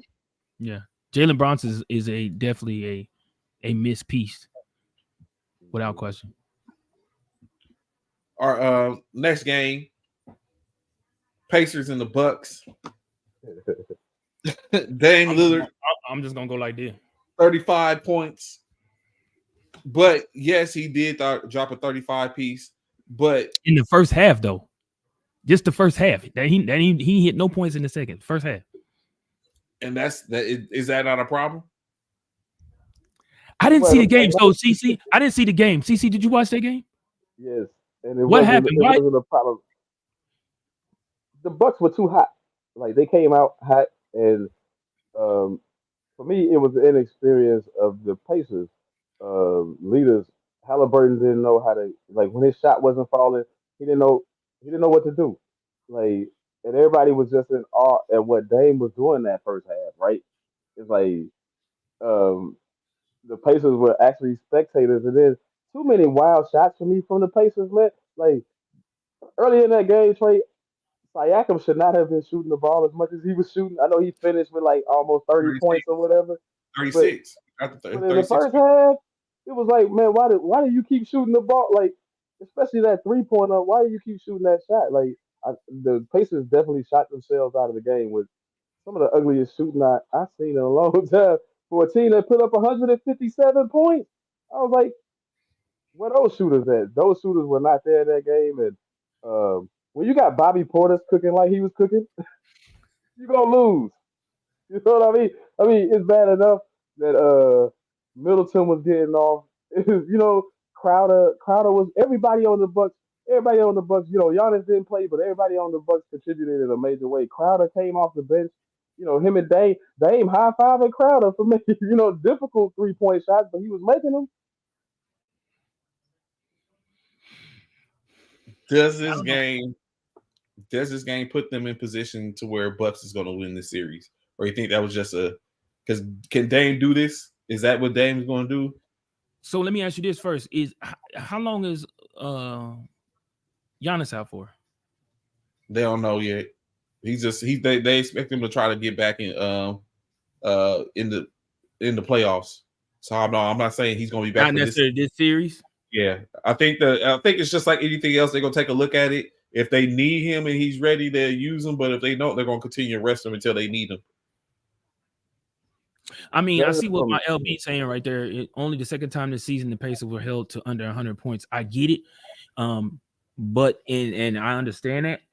I remember before, like I heard a few of the NBA analysts talking about before the game, before the playoffs started, that Indiana should be a team to be worried about. After yesterday, I don't know why. I don't know why.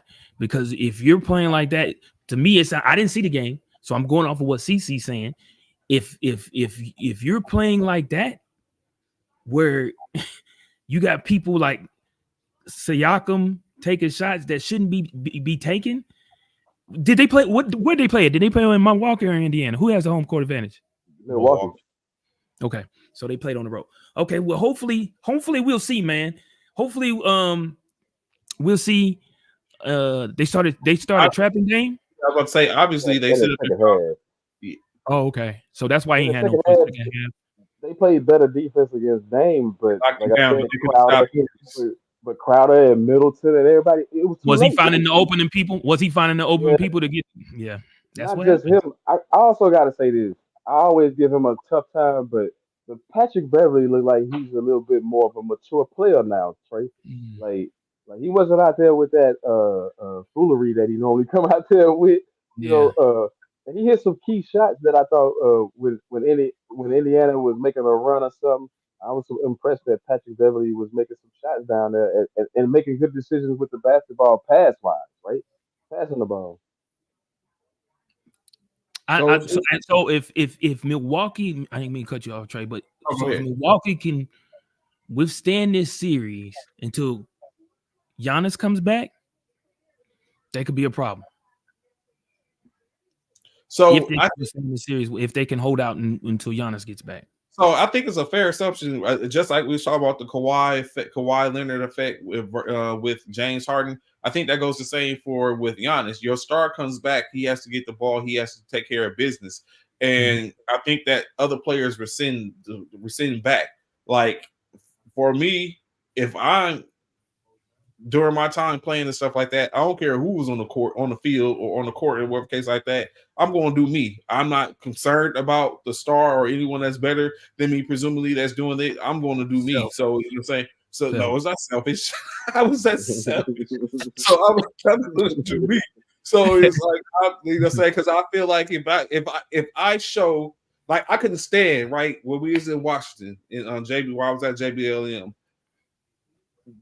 They sit up and said the team. I had a team talking about watch number 3. Watch number 3. I felt this. I felt disrespected because I'm like, and I at halftime I He must said, not have been number 3. I know, right? you know, well. So it's like that's funny.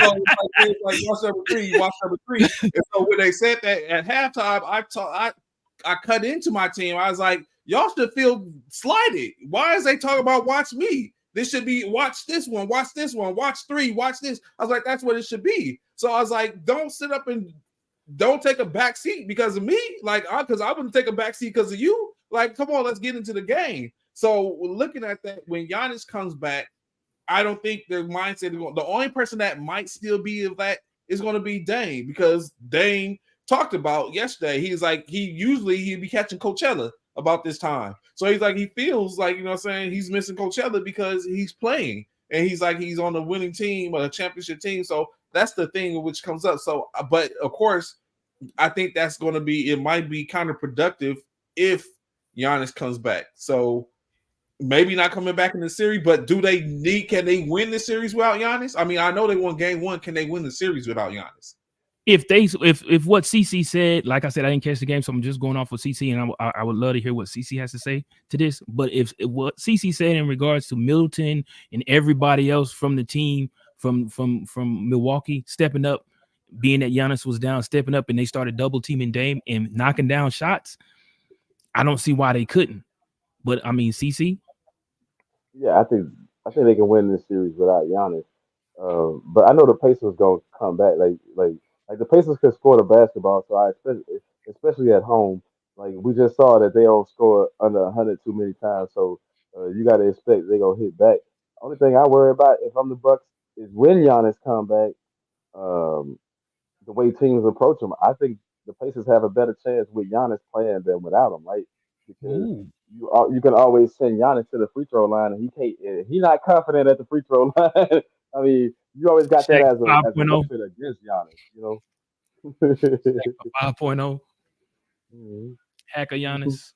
And moving into this last one, which probably was the biggest surprise of the first round, the Pelicans and the Thunder. Of course, I didn't even expect the Pelicans to be there, but I mean they're there. Secondly, I didn't expect them to even be put up with a fight to where we basically was looking at possibly they could have lost if CJ McCollum had hit that 3-pointer in the waning seconds of it, but of course, immaculate defense played in which it really disrupted him and got him out of rhythm to where he had to pick the ball up and had to slip and do a ball fake in order to even get a chance at that shot.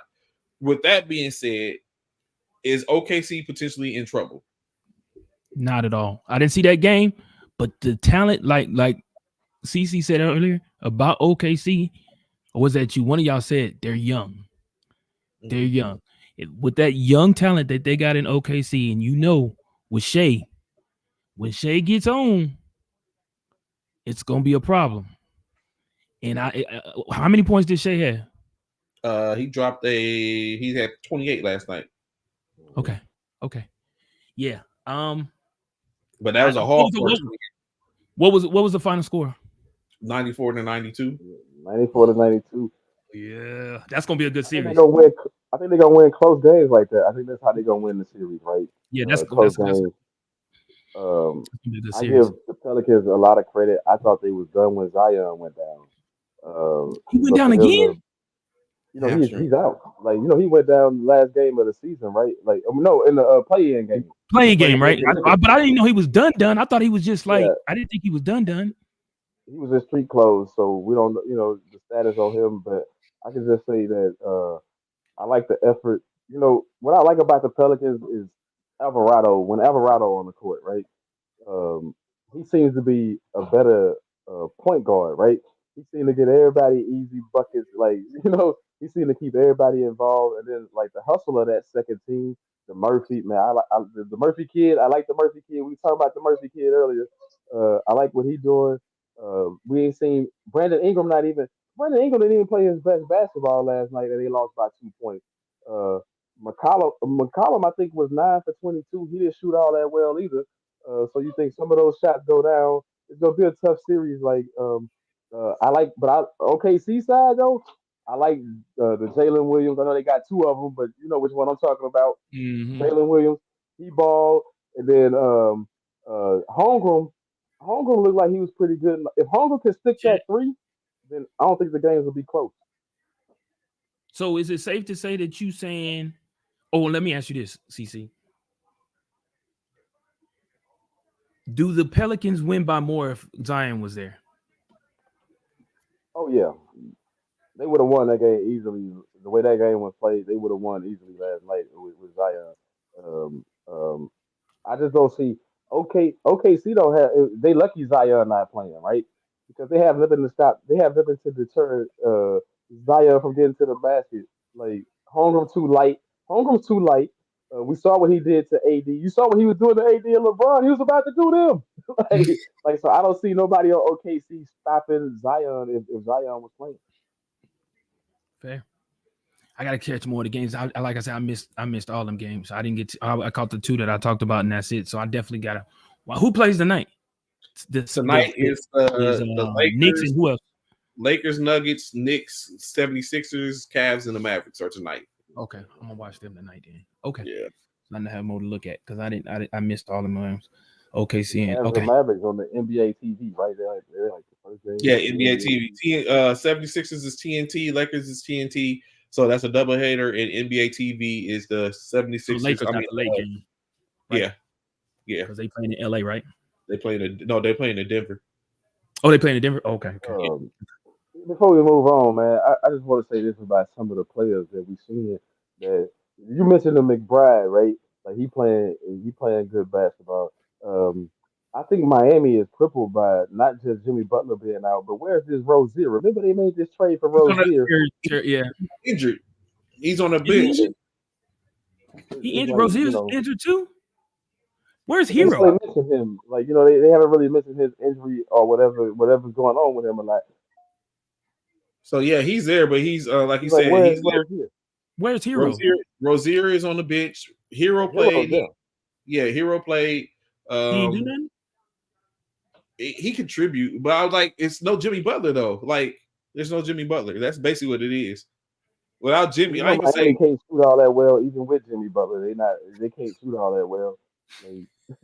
I think he's like the engine that makes it, that powers him in a sense. And so it's just one of those things. Like his energy, I think, contributes to what the rest of them were doing. So without him, I think it's going to be hard for them to generate that energy. Like you said, Rozier is out.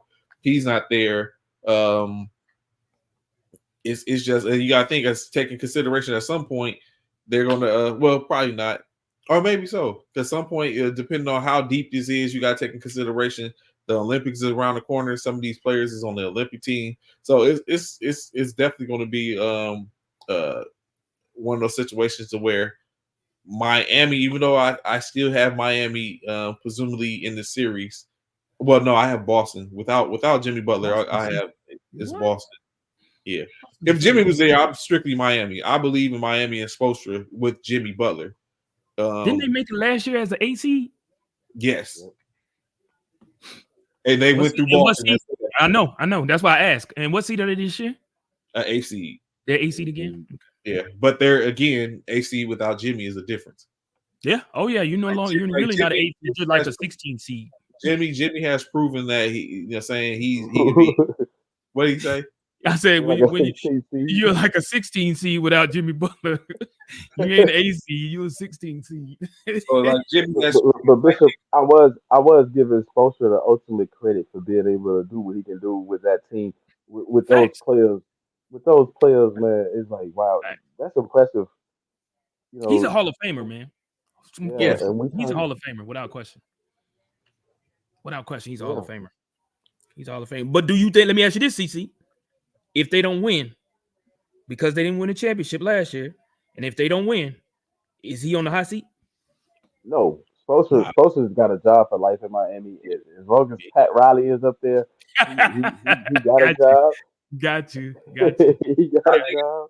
I think it's like the alternate homage in this sense, because like Pat got there. I mean, when Spoelstra got there, took over, and they start winning. Let's take in consideration. Yeah, they had LeBron James, but Spoelstra has won, or he has been back to the finals, or he has been in that circle since LeBron has went on.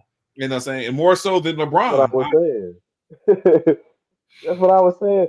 That's why you got to give Spoelstra the credit, right? You got to give him the credit because hey, after that big three, they still competitive. You know what I'm saying? Years later, he's still all big three gone. All big three gone, and they still relevant. They're very relevant. You're right. You absolutely right. Absolutely right. So I think Spoelstra is doing his thing. I got like he's definitely, like you was just saying, Bishop. He's definitely a Hall of Famer. If he doesn't get once, he's done, and if he doesn't get in on his first ballot, then I don't know what to say. Yeah, it's rigged. So speaking of first ballots and potentially, I think it was a conversation which we was having the other day. So I asked you, Bishop, is Blake Griffin, now that he's done, does he not? I'm very sure you're not going to say that he's a first ballot Hall of Famer. Does he ever get into the Hall of Fame? That's a hard one, man. Does he have a championship? I'm not saying that matters. No, he has the slam dunk contest. I know that, and he wanted the most. He has, like, he was very relevant when he was dunking, and like he has some of the most posterizing dunks in NBA history. But I don't see nothing that's gonna get him in. What's gonna get? What is he? He gets in. I think he gets in. I think he gets in. Off of what? What's he off of what? Chauncey Billups going in, right? This year, Chauncey Billups is a Hall of Famer. It's already booked. He's going into the Hall. So I think Blake Griffin got a shot just because I think they all got a shot because you don't know what the metrics are no more, man. So I don't even know. Yeah. The reason I say I think he gets in is because he was a marquee player. He's a marquee name. 20-10 guy, Trey. Is he 20-10 career?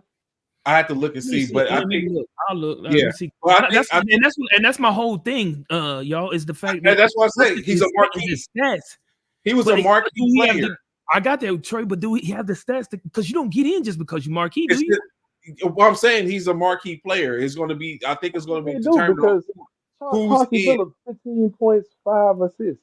It took a while though. I just think he's a marquee player. Don't Chauncey got a championship too? Not saying like again. Two of them, right? No, one of them, right? One. But So I just think the reason I say he's a marquee player is what at the point in which Blake Griffin is up for he's gonna get in because at some point he's gonna probably be in with some lower tier names that's not gonna be as marquee as him, and that's what's gonna get him in. The fact that he's in a class that's not gonna be too that he's not gonna have too many people like 5 years after this. So you think he retired this year, so that means he'll be eligible 29. In 29. So depending on who else retires this year and who's still on the docket, like Jamal Crawford's going to be in by that time. Like he's going to get in only because he had 13 seasons. He had 13 seasons in his first or his second and third season. The only season he had double digit. He was averaging a double points and rebounds.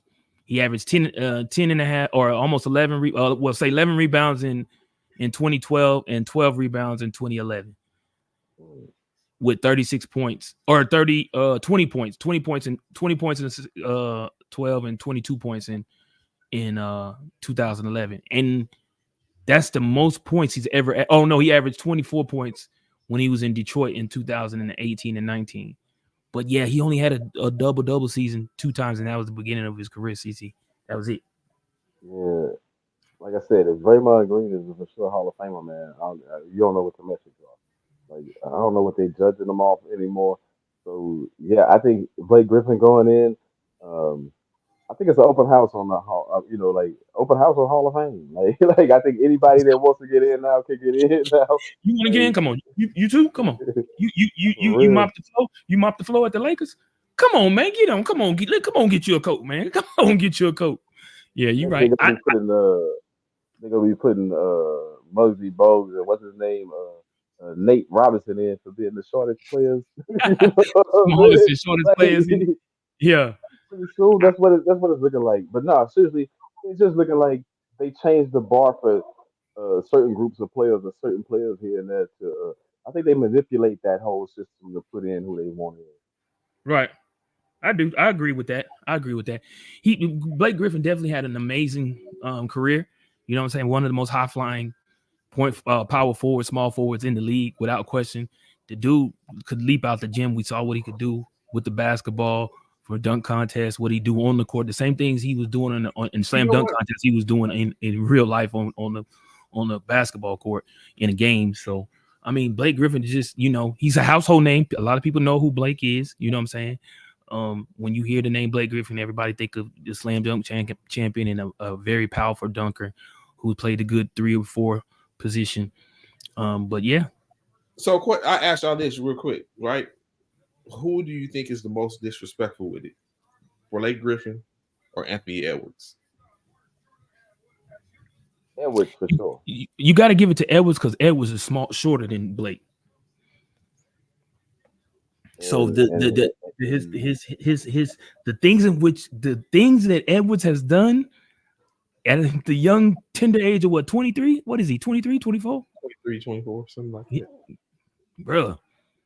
He's looking like the dark-skinned version of Blake Griffin and just shorter, to be honest. But who's had it better? Who's if you say you putting him against Blake, I'd rather put him against Ja.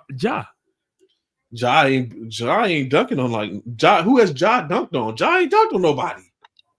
What? We see Ja has the ability, like Ja has. DC. Like, what games has he? Are you serious right now? I was about to say, like, are you serious? Like, did he dunk on AD? I'm pretty sure he got some dunks on AD. He dunked on AD. Yes. Yes. Yeah, I'm pretty sure that's been a highlight. Oh my bro, don't make me pull up his highlights, bro. What? Ja had some memorable dunks on people, like for his height, bro. Like wow, the way he was up. Yeah, like he has. Like, if I was to put it, if I was compared it to, it would have been Ja and Edwards before Blake. And I mean, not knocking you for who you did, but yeah, 2 young talents, bro. Blake is not. I mean, Ja is not doing it. Like Ja was a person, but AD. Bro, don't do that. Trey, don't do that. Why? We see. Did you hear? He said he's not doing it like Ja. Bro, you got to go back and look at the highlights. bro. You gotta go He back there has to to Ja. CC. I CC. know John because John used to be is Ant-Man, bruh. Ant-Man, come Wait, on. but Ant trying to tear the rim down. He trying to humiliate you. He old He is. school to me. I totally agree Ant with that. got some old Ant-Man, school, so you know he do. he But Dominiquing on Robert Parrish out there. So you know, that part, bro. you That know, part. you know. You Yeah, know but what? Ant-Man would duck on Kareem under the rim now. Like Ant-Man doesn't make Ant doesn't care. and that's the thing. I will say Ant-Man doesn't care who he dunking on. He dunking on any and everybody. Like when it's all said and done, he's doing this thing, regardless of the fact. You know what I'm saying? But when you really look at it, bro, like I need you to really pay attention to the stuff that which Ja Morant does, bro. Like this dude is crazy. Now we know he does this. We got it. I know he got up. He got up, but watch. What that's dunking on. That's AD right there. He just dunked on AD. Yes, that's AD. Yeah, that's AD. Didn't I That's say that AD. he dunked on AD? Yeah. I'm just saying. But he didn't dunk on AD. He wow. he had a Okay. layup. Like Bro, who is he dunking on? Bro, when I tell you this dude is phenomenal, like don't get me wrong, a lot of these alley. Oh, that's an all-star game right there. But Look at that. bro, the boy is he's so nasty. They are showing a bunch of layups, but look, yeah, the boy is ridiculous. Now, if you go and pull up the same thing for Anthony Edwards, they're going. You know what? He's dunking on people. You know what? They're gonna show. You know what? You're right. Because for one, I showed you the wrong thing. They're just showing a lot of his highlights. Let me get you his dunks, because they just showing all of his highlights. Period. But when you see, and he dunked on Wembanyama. He dunked on Wembanyama. That part, he definitely dunked on him. Like I forgot about that. He did dunk on Wembanyama the very first time they played. He dunked on Wembanyama. Like really, like when I say he dunked on him, bro, it was. Hold on, here we go. Like not like I said, when it comes to what's his name, Anthony Edwards, he's that dude. He's definitely that dude. But like, bro, this is his top dunks of his career ever. That one, nobody. Nobody. Okay, nobody. I got it. Nobody. Self. But I've seen Anthony Edwards do that same thing. He did it in the game, the exact same thing, a self alley-oop. But when I tell you,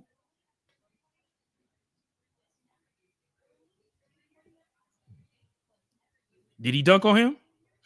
Yeah. Look like he dunked on somebody. It looked like he dunked on him to me. Ain't that the Lopez brothers? Yeah, one of the Lopez brothers. I think that was a dunk on him. Switched hands in the air.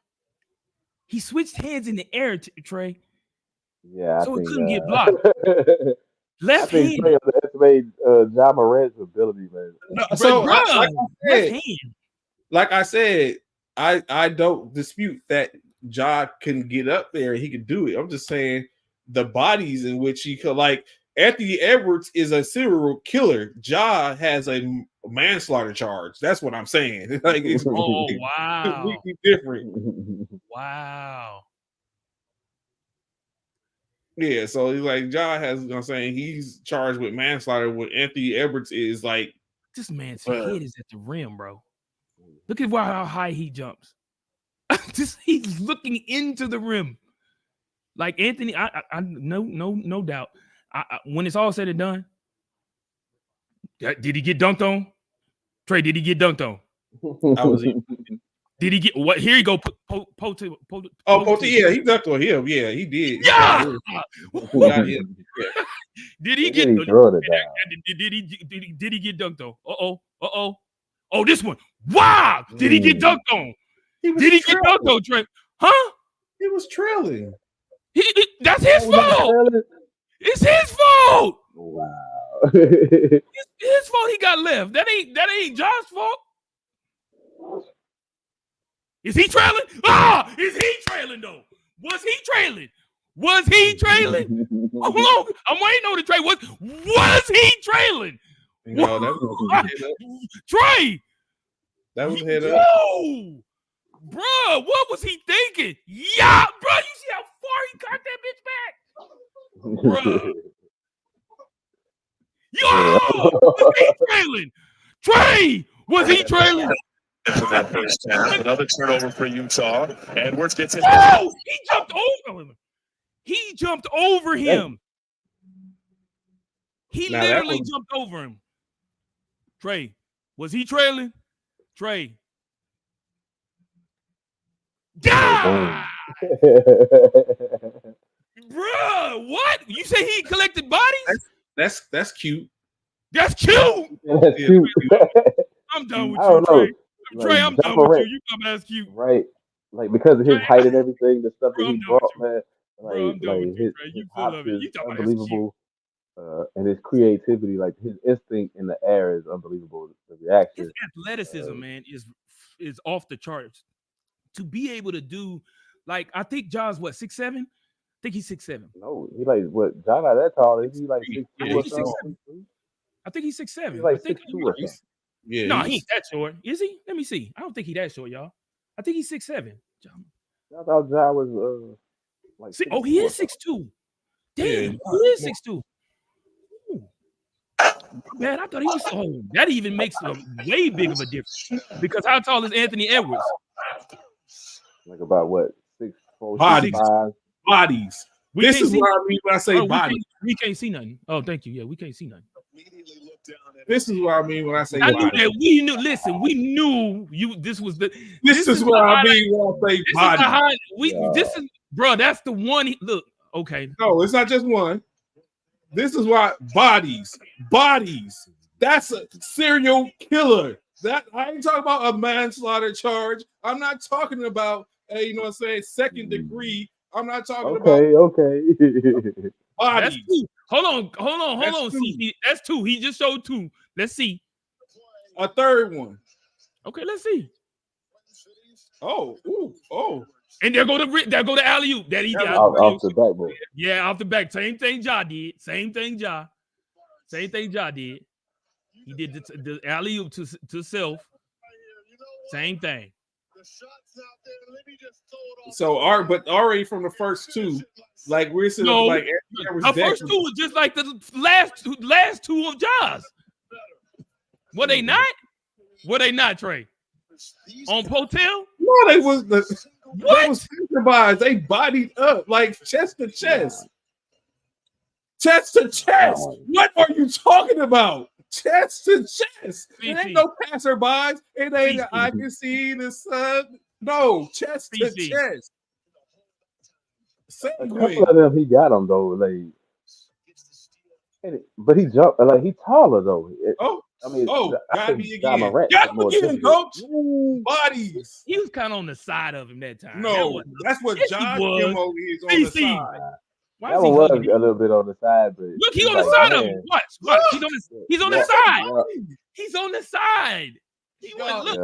Watch. Side. Look. Like dude trying to get out of the way. Yeah, he was trying to get out the way. You remember he had a flashback of what happened the first time, and he's like, "Oh, let me move. Too late. Get over here." They both got extraordinary hops though with it. That part. This is just a dunk. Ain't no one in front. Yeah. Just a dunk. He bringing that force, like Dominique and like the early Vince Carter. Yeah. See another just dunk. Oh, that's the same one. No, that was a different one. It's just a see, they showing them just regular dunks now. Let's see. Like they was with Ja. Oh, body. Just in reverse. That was dirty. Right there. Both of them are great keepers, man. Like and ain't that the difference now? But CC, one thing. Oh, he that was thrown in. That wasn't even a real dunk. That was thrown in. But CC, one thing that you have not seen him do yet. Body. He out the way. He was out the way. He was out the way. Yeah, he moved. But CC, what you have not seen him do, he has not watched. He's out the way. He remembered from the last one. Yeah, he got out the way. He remembered because it's the same dude. He remembered from the last. He's like, I'm getting out the way. I'm not letting him do this again. See, but what you haven't seen, CC, you have not seen. Oh, that's a breakaway. He ain't finna do it, but breakaway. That look like that's his favorite dunk, the windmill. The windmill. Mm-hmm. Let's see. Ooh, the cross. Oh, disrespectful. And then he laughs at you. So how do y'all think it would be him and Morant in a dunk contest? Ooh, boy, I think that would be it right there. I think if you want to get people to watch the dunk contest, you won't get people to watch the dunk contest again. That's who you put them two, Zion. You put them three in there. Ooh. Oh, JJ, stop it. And then he dunks on people. He ain't just anybody. These are no, but yet, he blew by him. He playing catch up. Yeah. But one thing I haven't seen him do yet. I haven't seen him do it. Help me out, CC. I ain't seen him dunk on Wembanyama yet. I got the one. Where he get the heck. Oh, where was him? It wasn't Wembanyama though. It wasn't Wemby, no. I think where that at? Let I want to see him dunk on a big dude, the biggest dude in the NBA. Who he dunk on? Jones. I don't even want to do Jones. He brought his ass in there thinking he was gonna do something. Right away. Yeah, go that Wemby. That's his favorite dunk.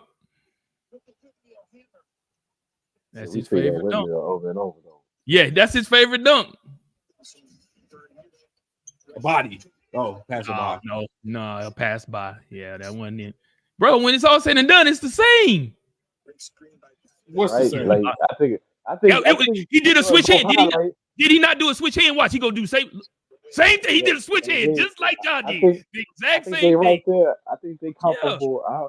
I don't see no clear winner in there. No, he was out the way too, Trey. He was not in that dunk. That was not a dunk on. He was out the way. He was off to the left of him. Boy, you trying to give him all of them. He was off to the left, bro. He was not. That was not it. That was not it. I'm sure you're going to move out the way. Look, he's going to be to the left. Look, he's off to the left. That's not a dunk on. He's not dunked on. That's not. No. Yeah, I don't think he's. Don't get me wrong. He's got math athleticism. I will not take that from him. He's definitely that dude who has high flying skills. Ugh. Yeah, has high flying skills, but yeah, nah. Oof. He's gonna probably catch a body in his series. Oh yeah, he will. Oh, he will. See, you know, I think he got to the point to where people realize don't jump with Anthony. Yeah. He's gonna probably he's gonna try to disrespect somebody in the Olympics. He's gonna try to get his Vince Carter on. He gonna try to do Vince Carter, yeah. Ooh, somebody. Ugh. Well, it used to be. He take off, bro. He take off. It used to be if you got posterized because you was playing defense. Now you see more of the posters. Like you just watch this, everybody trying to get out of the way. Like nobody really want to go up. Wants to be on that reel. When he take off, and the thing is, he hops so quick. See, he's already taken off. He hops so quick. He takes off, but I think what it is, he takes off before people know he's taking off. He's already taken off. Wow. Yeah, ain't no one trying to body up with him. No one wants to be that poster. Like no one wants to be on. Just like people didn't want to get in front of AI. Yeah, he ain't dunk on nobody. See, now a lot of these ain't even a dunk on in one. He just passing by here. Yeah, they turn the body and then try to. Yeah, they're going for the ball. They're hoping to get. They're not trying to block it. They're trying to knock the ball out of his hand. Here's a difference that I noticed. I noticed that this gave us 10. Trey gonna show the whole reel to try to prove that Anthony. Yeah, like you know what I'm saying? Like top 10. This is like top forever. I know, right? This is like every dunk he ever did or something. Like he went back to his rookie year. He went back to everything. Like, look, Trey, but this one last one. I need you to see this. Yeah, like you trash for that. There you go. Oh, look, now it's gone. Look. This is what Wembanyama done. I mean, on You get the Wembanyama. best 10 from each. You get the best 10 from each, and you let those ride. I think they neck and neck though. I don't think one is truly proved better than the other one. The only I like them both. blocked. You know, Wembanyama blocked Giannis's dunk one day, one game. Y'all saw that? Y'all saw that block he did? Yeah. Yep. Ooh, killed him with it and then, bruh, a 7-footer. This dude got him over. He is a whole foot taller than Ja. A whole Wembanyama didn't even jump. He put his almost hand a foot and a half, right? right, because Yeah. 87-6. If he would have jumped, he would have got the block. Nah, he wouldn't have got the block. Yes, his hand was in the way. He just jumped over his hand. That was a block. But anyway, so last before we get up out here, of course, we know the NBA has released this list of finalists for the individual awards. Real quick, NBA Clutch Player of the Year, 3 finalists: Steph Curry, DeMar DeRozan, Shai Gilgeous-Alexander, SGA. What's your prediction on who wins the Clutch Player of the Year? SGA, yeah. You got to know his number one team in the West. Come on, like what's the more only than that? the only way what's it called would have won it if he'd have hit that one shot. DeMar. DeMar. If he hit that shot to put him past, who was that? I forget they was playing. He didn't hit that clutch shot. But so yeah, I say Shai. I'm gonna go with the homie. Let's go, DeMar. Of course, the 6th man of the year. You got Malik Monk, Bobby Porter Jr., and Naz Reid. This is going to be a tough one in my opinion, but I actually think I want to say Monk, but you got to take into consideration Naz Reid they're the second best. I mean, the third best team. Portis is there, the third best team. The Kings was in the play-in. Maybe Monk. I'm going with Malik Monk. Well, I think Monk injury probably hurt him for that, right? I mean, he was the 6th man up until his injury. So if they still gonna get to him, I don't know how many games he got to qualify, but and I think Monk would have been a difference in that series too. I mean, in those play-in games, I mean, he would have been a difference. But yeah, they was missing their 6th man of the year. Um, I think it should go to Monk. I agree with Monk. All right. Rookie of the year, of course, is Chet Holmgren, Wembanyama, Brandon Miller. Wemby all the way, right? Triple double, bro. Blocks, rebounds, points. Like it should be. I mean, don't get me wrong. Chet is doing a little something. Oh boy, that y'all talked about earlier. He's doing a little something, but Wembanyama, without question. Yeah, Wemby is the guy. Most improved player, MIP, Tyrese Maxey, Alperen Sengun, or Kobe White? Tyrese. I think it's gonna be Tyrese Maxey. I think it goes to Sengun. Well, probably Maxey, due to the fact that they're the only team that's in the playoff. But Sengun, their trajectory was looking pretty good, but Rockets basically fell off. An interesting one, right? In which maybe do we get the presumably rookie of the year also walks away with a regular season defensive player of the year as he is up against Wembanyama and Bam Adebayo. Wemby, man. Like, what did he average? Like 3.5, almost 4 blocks a game. If that, yeah. For a rookie, you never heard of that. I mean, Wembanyama to me was the defensive player of the year. Just imagine what he would have did, Trey, if he was playing 35 to 36 minutes a game. Like, imagine what his numbers would be if they gave him some burn on the minute side of things. If they weren't preserving him or whatever the heck San Antonio doing. Yeah. They weren't tanking. Imagine what they would have did. They weren't tanking. Two more awards, of course, in which I think is going to be the harder of the two. You have the coach of the year and Mark Daigneault for the Oklahoma City Thunder, Chris Finch for the Minnesota Timberwolves, or Jamal Mosley for the Orlando Magic. Who walks away with coach of the year? Thunder. Look at where they came from. Were they in the play? Last year, it's been 5 years since they played a playoff game. I just heard that last night. It's been 5 years since they played a playoff game. I think it's OKC. Yeah, I'm with that. I like that. I like that one. That makes sense. I actually, as much as I would like to go with that, I think the Magic is going to where was the Magic trajectory a year before?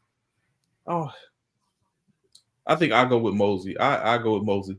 And last but not least, the coveted NBA finalist of the year. This particular year, 3 international players, in which one was a key, in which we don't know where his trajectory, but out of nowhere comes another one, or both of the other ones out of nowhere. One has an opportunity to become a 3-time, 3 out of 4 year MVP, which last year presumably he probably should have won the MVP, but I think they gave it to Embiid just on some political stuff. Luka Doncic, Shai Gilgeous-Alexander, Nikola Jokic. Who's the MVP this year? I'm surprised Anthony Edwards not on that list. I'm a little disappointed because I thought he was the MVP. He would have been my pick. But if you got to go with one of them, SGA, I know they had the better team and all that stuff, but I think Luca. Um, you haven't seen nobody score this many points in quite a while. Almost a triple double on the season. I think it's Luca. I gotta go with Luka too, because even though I think they're gonna give it to, I want to go with Luka, but I think they're gonna give it to The Joker. Jokic. Yep. Jokic gonna get it. Probably they can't go wrong if they get to him. Like, No, you know no, it's but- not. It's not a. It's not. No, because he's Yeah, still been. but He's still you been know, doing his thing. But I think they. I just got a feeling they're gonna give it back to him. They might give it. They might give it to Luka though. They might. But I think that's who deserves it. I think So deserves it. if Embiid's Do injury you? didn't happen, it would be Embiid hands down because Embiid was averaging more points than he averaged minutes or whatever. Mm. So in the case of Luka, does Luka deserve it? I know you got to look at it. Luka has stood the test of time because he started out at the beginning of the year as a finalist. I mean, as an early candidate. finalist. Candidate. That's right, candidate. And then here he is at the end of it. We don't see Embiid. We don't see Tatum. We don't see DeMar. We see Jokic, Luka, and Shea. So the only person that was in the conversations of first was Nikola Jokic. And then to even speak on that, even further before we get out here, where did Jokic come from? Like Jokic had been in the league a while, and here he is now knocking on the door of his third potential MVP. I just like I like what Denver has done with Jokic, right? They let him develop. They didn't put no pressure on him. He rode under the radar, right? Like he's like a second round pick or something. Like He's Yeah. an all rode around under the player radar. too. He's all around And player. then Like he he plays grew both. into this player that you see, right? But you saw it when they was we go back to that bubble. Remember in the bubble, you saw it like you was like this Jokic. He coming with something like he was giving AD a little bit of trouble, but AD was better that year. But now he didn't clearly surpass AD. I think he surpassed all his peers, and he right up there. See, he don't like when you say that word bubble boy. But I'm just saying, like that's where Jokic, when they beat the Clippers, man, that was impressive in the bubble. Him and Jamal Murray, like you didn't expect it, you didn't see that coming, especially the comeback. Like that was like a historic comeback. They were down Oh, 3-9, right? yeah, And they that came back bubble. and won that series. In the bubble, yeah. If I didn't want to sit up to say a couple more things before we got out here, I would just close out the show just that quick. But it's cool. Like, Don't hate on it, man. Don't hate on. But you got to give it to Jokic, man, the Joker, man. But he's probably the best passing big man in the league, without question. No one passes the ball. For me, it's the rebounding, right? That too. That too. But I'm saying that's what I'm saying. All around game, CC. Like God who never else is jumps. You never see him jump to get a rebound, though. I mean, you never see him jump to get. I get you. You're right. He's just fundamentally sound. Right. You see him try to dunk. By the way, in this last game, did y'all see him try to dunk? Like try to show LeBron up with the dunk, and he almost missed it. But he made it. I mean, I don't. No jumping ability whatsoever. Oh, yeah, his jumping. Unless you're shooting that 3-point, unless you're shooting a shot. So of course, So it's probably so. Last but not least, before I get up out of here, of course we want to sit up and, like I said, shout out to this week as those players and teams come in and they engage on the San Antonio JBSA Joint Base San Antonio area, as the National Military Basketball Tournament is going to be going down this weekend. Of course, all That's those this teams. weekend? Yeah, that's this weekend. This weekend that's going down. So they're going to be on. So remember those games which you can. So I'm glad because I could catch some of those games now because they're going to be early games. You ain't So got to work. Oh, okay, early game. well, I got to work, but I'm saying I'll be able to catch because some of the games are early. So they got the 8:00 game. They got saying. So I'll be in the gym come this weekend. Kicking off what day? What days am I off? No, what day is this kicking off? Friday? Yeah, Friday morning. In which I'll pull it up and have to we talk about it. So of course, checking out that. Shout out to the teams that just won their tournaments, of course, with Fort Moore winning their tournament in the Military Basketball Association's Atlantic Division, in which they were victorious. What else was there? So we were supposed to had a special series or to start that's going to be streaming on Roku channel, in which I got in contact with the Connect, in which saying it's up back again. Instead of streaming this Sunday, we will be streaming on May the 5th, in which if you have Roku, go and add the Northeast Streaming Sports production channel, so you'll be able to catch us in this show on the carpet. I don't know if anyone, not necessarily always a bad thing, even though it has a negative connotation, but I don't know if Bishop or CC, that's very negative for those military personnel on the carpet. On the carpet. Sometimes I witness. No, but the first time I say, if y'all got to see you on my carpet, it's a problem. First time I'd be like, hey, if you got to come, if you stepping on my carpet, there's a problem. Well, sometimes I've been on the carpet. It wasn't a bad thing. Well, but if they mention it though, if they mention the carpet, if the first sergeant or the sergeant major mention his carpet, it's a problem. Yeah. So you know what I'm saying. So that we on the carpet would be airing Roku channel, of course.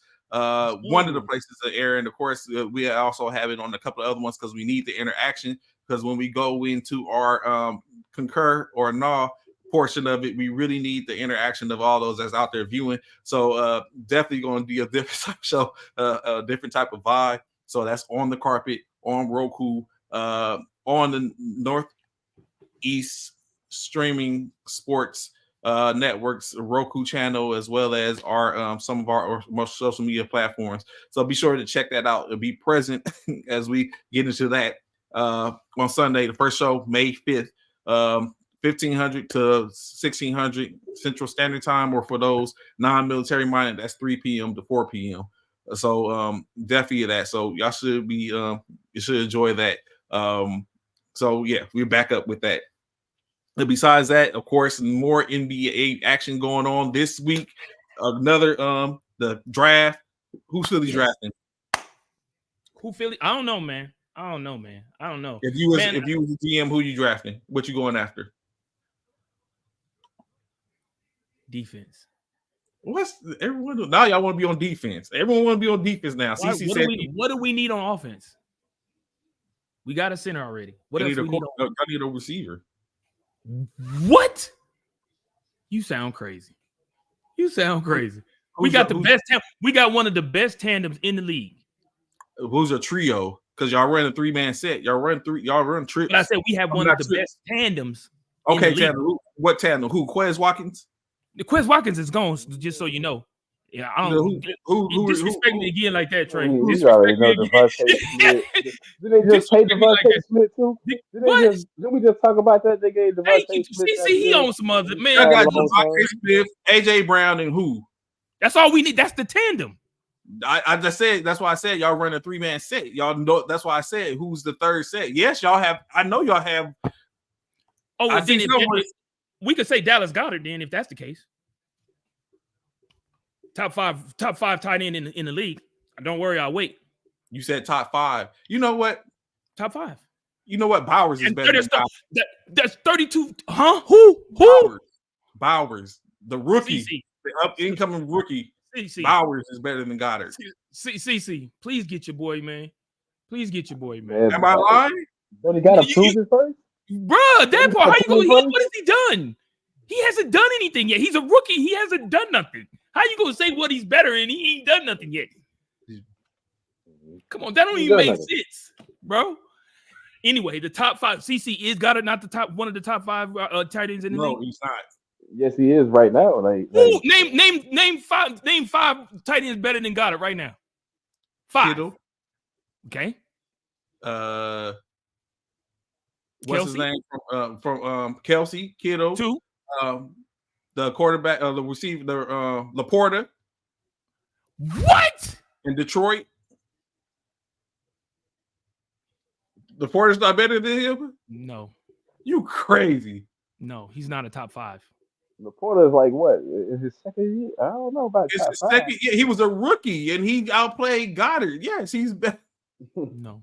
Yes. I don't know about outplayed him. Come on. No. He was up for it. He was up for the rookie of the rookie of the year. CC, you got Laporta is better than better than Goddard. CC, do you have some meds? Andrews. Mark Andrews? I'll give you Mark. Andrews. I'll give you Mark. That's 3. I'm not giving you Porter. I'll give you Mark, though. That's 3. I'll give you Mark. I'm listening. You still got 2 more. I'm not giving you Porter, but you still got 2 more. It's taking a minute. You know what? I even give Knox. Boy, stop. CC, get your boy, man. You know what? Kimmett. He just running out of names or something. I don't know. Bro, he just saying random names. Yes, I know he's talking about CMET from Chicago, I think. Commit. Yeah, commit. I know what he's talking about, but no. I would say Disley, but who? Now I don't even know who they. I know he's just making up names now. Yeah, you tripping. The Seattle. Kittle. You had Kittle, Kelsey, and Andrews probably right. Other than that, that's it. After that, and no, not Laporta. I give you one other one. And you said Kittles, Kelsey, and Andrews. I give you one other one, and that'll give you 4. No, Kyle Pitts. I give you Kyle. I think he might have Pitts. I give you Kyle Pitts. But other than that, that's it, bro. That's it. I was gonna say, what's his name? The former Cowboy that's down there in Texas, in Houston. Him too. Yeah. He used to play for the Cowboy. I forgot his name already. See, he ain't a Cowboy no more. But now he plays for the Houston Texans. He pretty decent, but I don't know if he's better than Goddard, but he pretty decent. He played for the Cowboys for a while, man. I know exactly what you're talking about. I can't even remember his name now. But he played for the Texans. Huh? Not Schultz. Schultz. Yeah, the Cowboys current tight end too. Shut up. Hey, man, come on. Man, all right, man. Y'all have a good one, bro. I'm out. This dude is tripping, bro. This dude is tripping, bro. What? Oh, you know what? I'm missing somebody. I am missing somebody. Ingram better than Goddard in Jacksonville. Evan Ingram. Yes. No. So Goddard is like 6 or 7. He's top 10. I'll put for Cleveland, he played pretty good this year. He had a good year, but I don't think they're better than Goddard though. Goddard is top 10. Goddard is definitely a top 10, maybe even top 7, but I don't think he's top 5. You struggle to name. You struggle to name 4 better than him. That part. No, I just gave you 5 better than him. You said commit. That was not true. That was cat. That was cat. He reaching, bro. He reaching. Legitimately, like you just said, Kittle, Kelsey, Laporta still in my opinion. No, Laporta, no. I'm not giving you that. Andrew. No. So you are Andrew. I give you Andrew. Kittle, Kelsey, Andrews. Yes. Ingram. I give you Ingram. I may give you Ingram. That's it. Laporta, no. I even give Hawkinson. No. Hawkinson almost, man. He coming, but he's good, but he's not there yet. He's not there yet. But definitely, I think Goddard this year. I'll say this year. Years probably the year before. I guess you're gonna say Dalton Kincaid too, huh? Hell Hunter Henry. Dawson Knox. Not none of them. Stop it. Laporta is better than him. I think Stop it. Laporta definitely. No Laporta either. No. But anyway, if it was me in the draft, defense, we looking for defense. That's what I can hear. We talking tight ends, and all I can hear is that Shannon Sharp. Come on, Skip, you talking to me like I'm a bum. I don't have a Hall of Fame career. That part, bro. Trey over here too. I'm just saying, Bowers. If we didn't have Kittle or Westcott, I think Bowers would be. But he's coming. Bowers from Georgia, right? Is that who you talking about? Yeah. Bowers. He's been a problem since he was a freshman. Yeah, he's a beast in college. See what he gonna be in the pros. That part, he's a beast in college. It depends. Just like he depends on where he goes. Can it transfer over? Just like CC, quarterbacks from the Pac-12 can't transfer over in the NFL. None of them. Remember we were talking about what was his name? He was a big name tight end that was supposed to do something in the pros. His pops played in the pros too. Kellen Moore. Kellen Moore. Moore. He was pretty good. He wasn't what he panned out like everybody thought he was going to be. I was about to say, like everybody thought he was going to be. Yeah, because his mindset is like he thought, just like Winslow, same thing. Like was good. That's who it is. That's Kellen Winslow. That's what I'm thinking. Yeah, Winslow. You talking about Winslow? Okay, yeah. Like he sit up in because I remember at one point Miami was tightly in you for a second. They was producing. They were. Shockley. They produced Shockley. Yeah. Who was the what's his name? Cam Newton's tight end. Greg. Greg Olsen. You know Olsen. saying? Yeah, and then Winslow, like they was producing. It was Graham. It was tight end you for a second. It was tight end you for a second. Yeah, they was. But we're gonna see what he can do when he comes in. Like you said, see, it also depends on what team he goes to. That's gonna play a major factor. What team he's drafted by, and are they tight end heavy? And are they, or do they look for tight ends a lot to whatever team he goes to? But yeah, we got to see. Cowboys, we need linebackers. Go after linebackers in this draft. Linebackers. That's a good pick. That's a good pick. I ain't mad at. That's definitely a good pick for y'all. I can see that. Who y'all picking, Trey? If you another quarterback.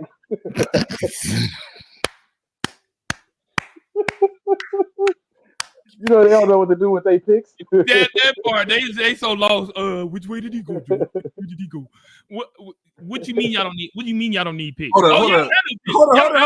Is any of y'all quarterbacks better than my quarterback? Yes. No. What? Better than. Bro, hold on. CC, hold on. Was your quarterback ever considered MVP yet? Because my quarterback was okay, but mine was. He was considered MVP last year. But my quarterback was considered MVP this last season. Mine was in the running. Your quarterback wasn't even considered. For one, you didn't even know who y'all quarterback was at first. So how y'all gonna? My quarterback. You didn't know who y'all had at quarterback. My quarterback has as many playoff wins as both y'all quarterbacks, if not more. My quarterback has as many wins than y'all as many wins as y'all quarterback, and he's years behind y'all quarterback. So what's that saying? He has one. But let's get to it. What playoff win he had? He has one. I think we all had the same amount of. Wait a minute, he has one playoff win. Hold on. All of us know. Hold on, CC. He has one. Brock Purdy has one playoff win. No, he don't. Well, I said these quarterbacks. I think they all. What other playoff win did he get? The only game he didn't play in the playoffs was last year because he was injured, and he So what playoff game did he win? Oh, my fault. I'm sorry. We only beat it where we got to play. He won two. He had two playoff wins. We did. Well, so did three. So did Donovan. Right? I mean, so did Donovan. He won two last year. He won two last year and one the year before that. And he was out. He was out in the championship game. So did Jalen. Well, they tied, but he's a year behind. I'm going off of what you said. So and what I said is he has more, or he's equal to. So he. No, you said he has more. You didn't say equal to. Well, he has three. I'm sorry. He has three. He has three playoff wins. He has. He has but three playoff wins. But he's 2 years or 3 years behind your quarterback. Has he beat us in the playoffs? Don't worry, I'll wait. CC, did Brock Purdy beat us in the playoffs? Oh no, don't worry. Yeah, he playoff. Yes, he did last the season we put him out. Series. That he played. That goes in the books and played. And he's out because of what? Because of us. He was out because of us. That's right. It was us. Thank you. Has he beat us in the playoff game? Don't worry, I'm waiting. I'm listening. Oh, okay. Yeah, I just think San Fran do that a little too much. Like they don't know what to do with their picks. Like they have a good squad, but sometimes they hit and miss with their picks. Like I think they'll pick a quarterback at some point for some reason.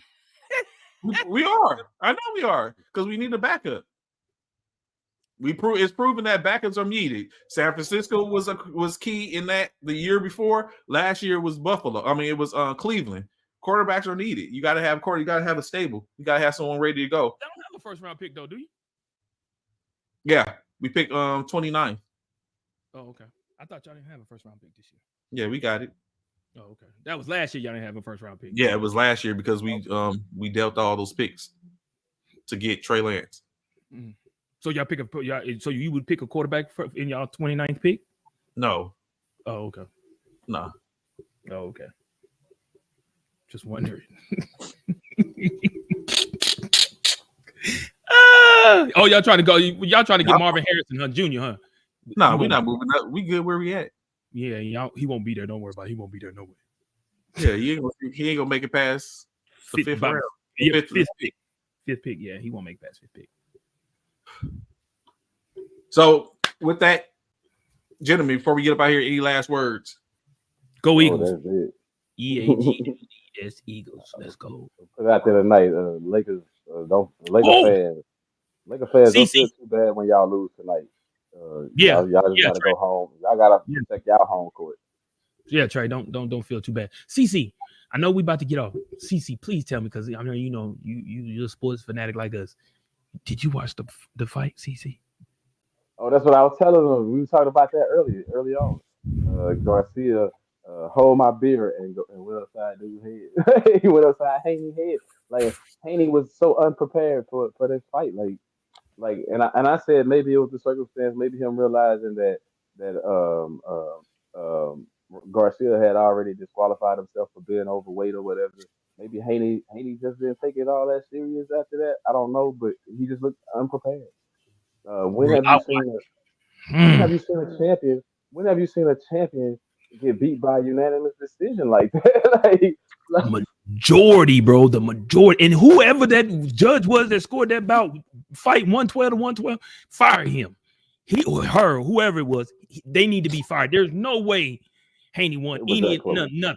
No way he should have been a draw. No way. Because you got to knock the champion out rule or something. Yes, everybody know that. You got to knock the champion either out or down a few times to win a boxing match or win a championship match. Him silly like he got beat. And he beat him silly. He beat that boy bad. He beat him bad. It was embarrassing. It was embarrassing for the man. The way he whooped that. That was. But I know we got to go. Go ahead, Trey. My bad, bro. I didn't know y'all had talked about it. It's cool. But in any case, greatly appreciate y'all tapping in. Be sure to tap in, of course, if you ever have an idea. I know, Coach, I owe you, not Coach CC, but in which, you know what, I'll talk to you offline. Coach King, I owe you. We'll be talking to, be able to have you on soon, so you can talk about Ramstein.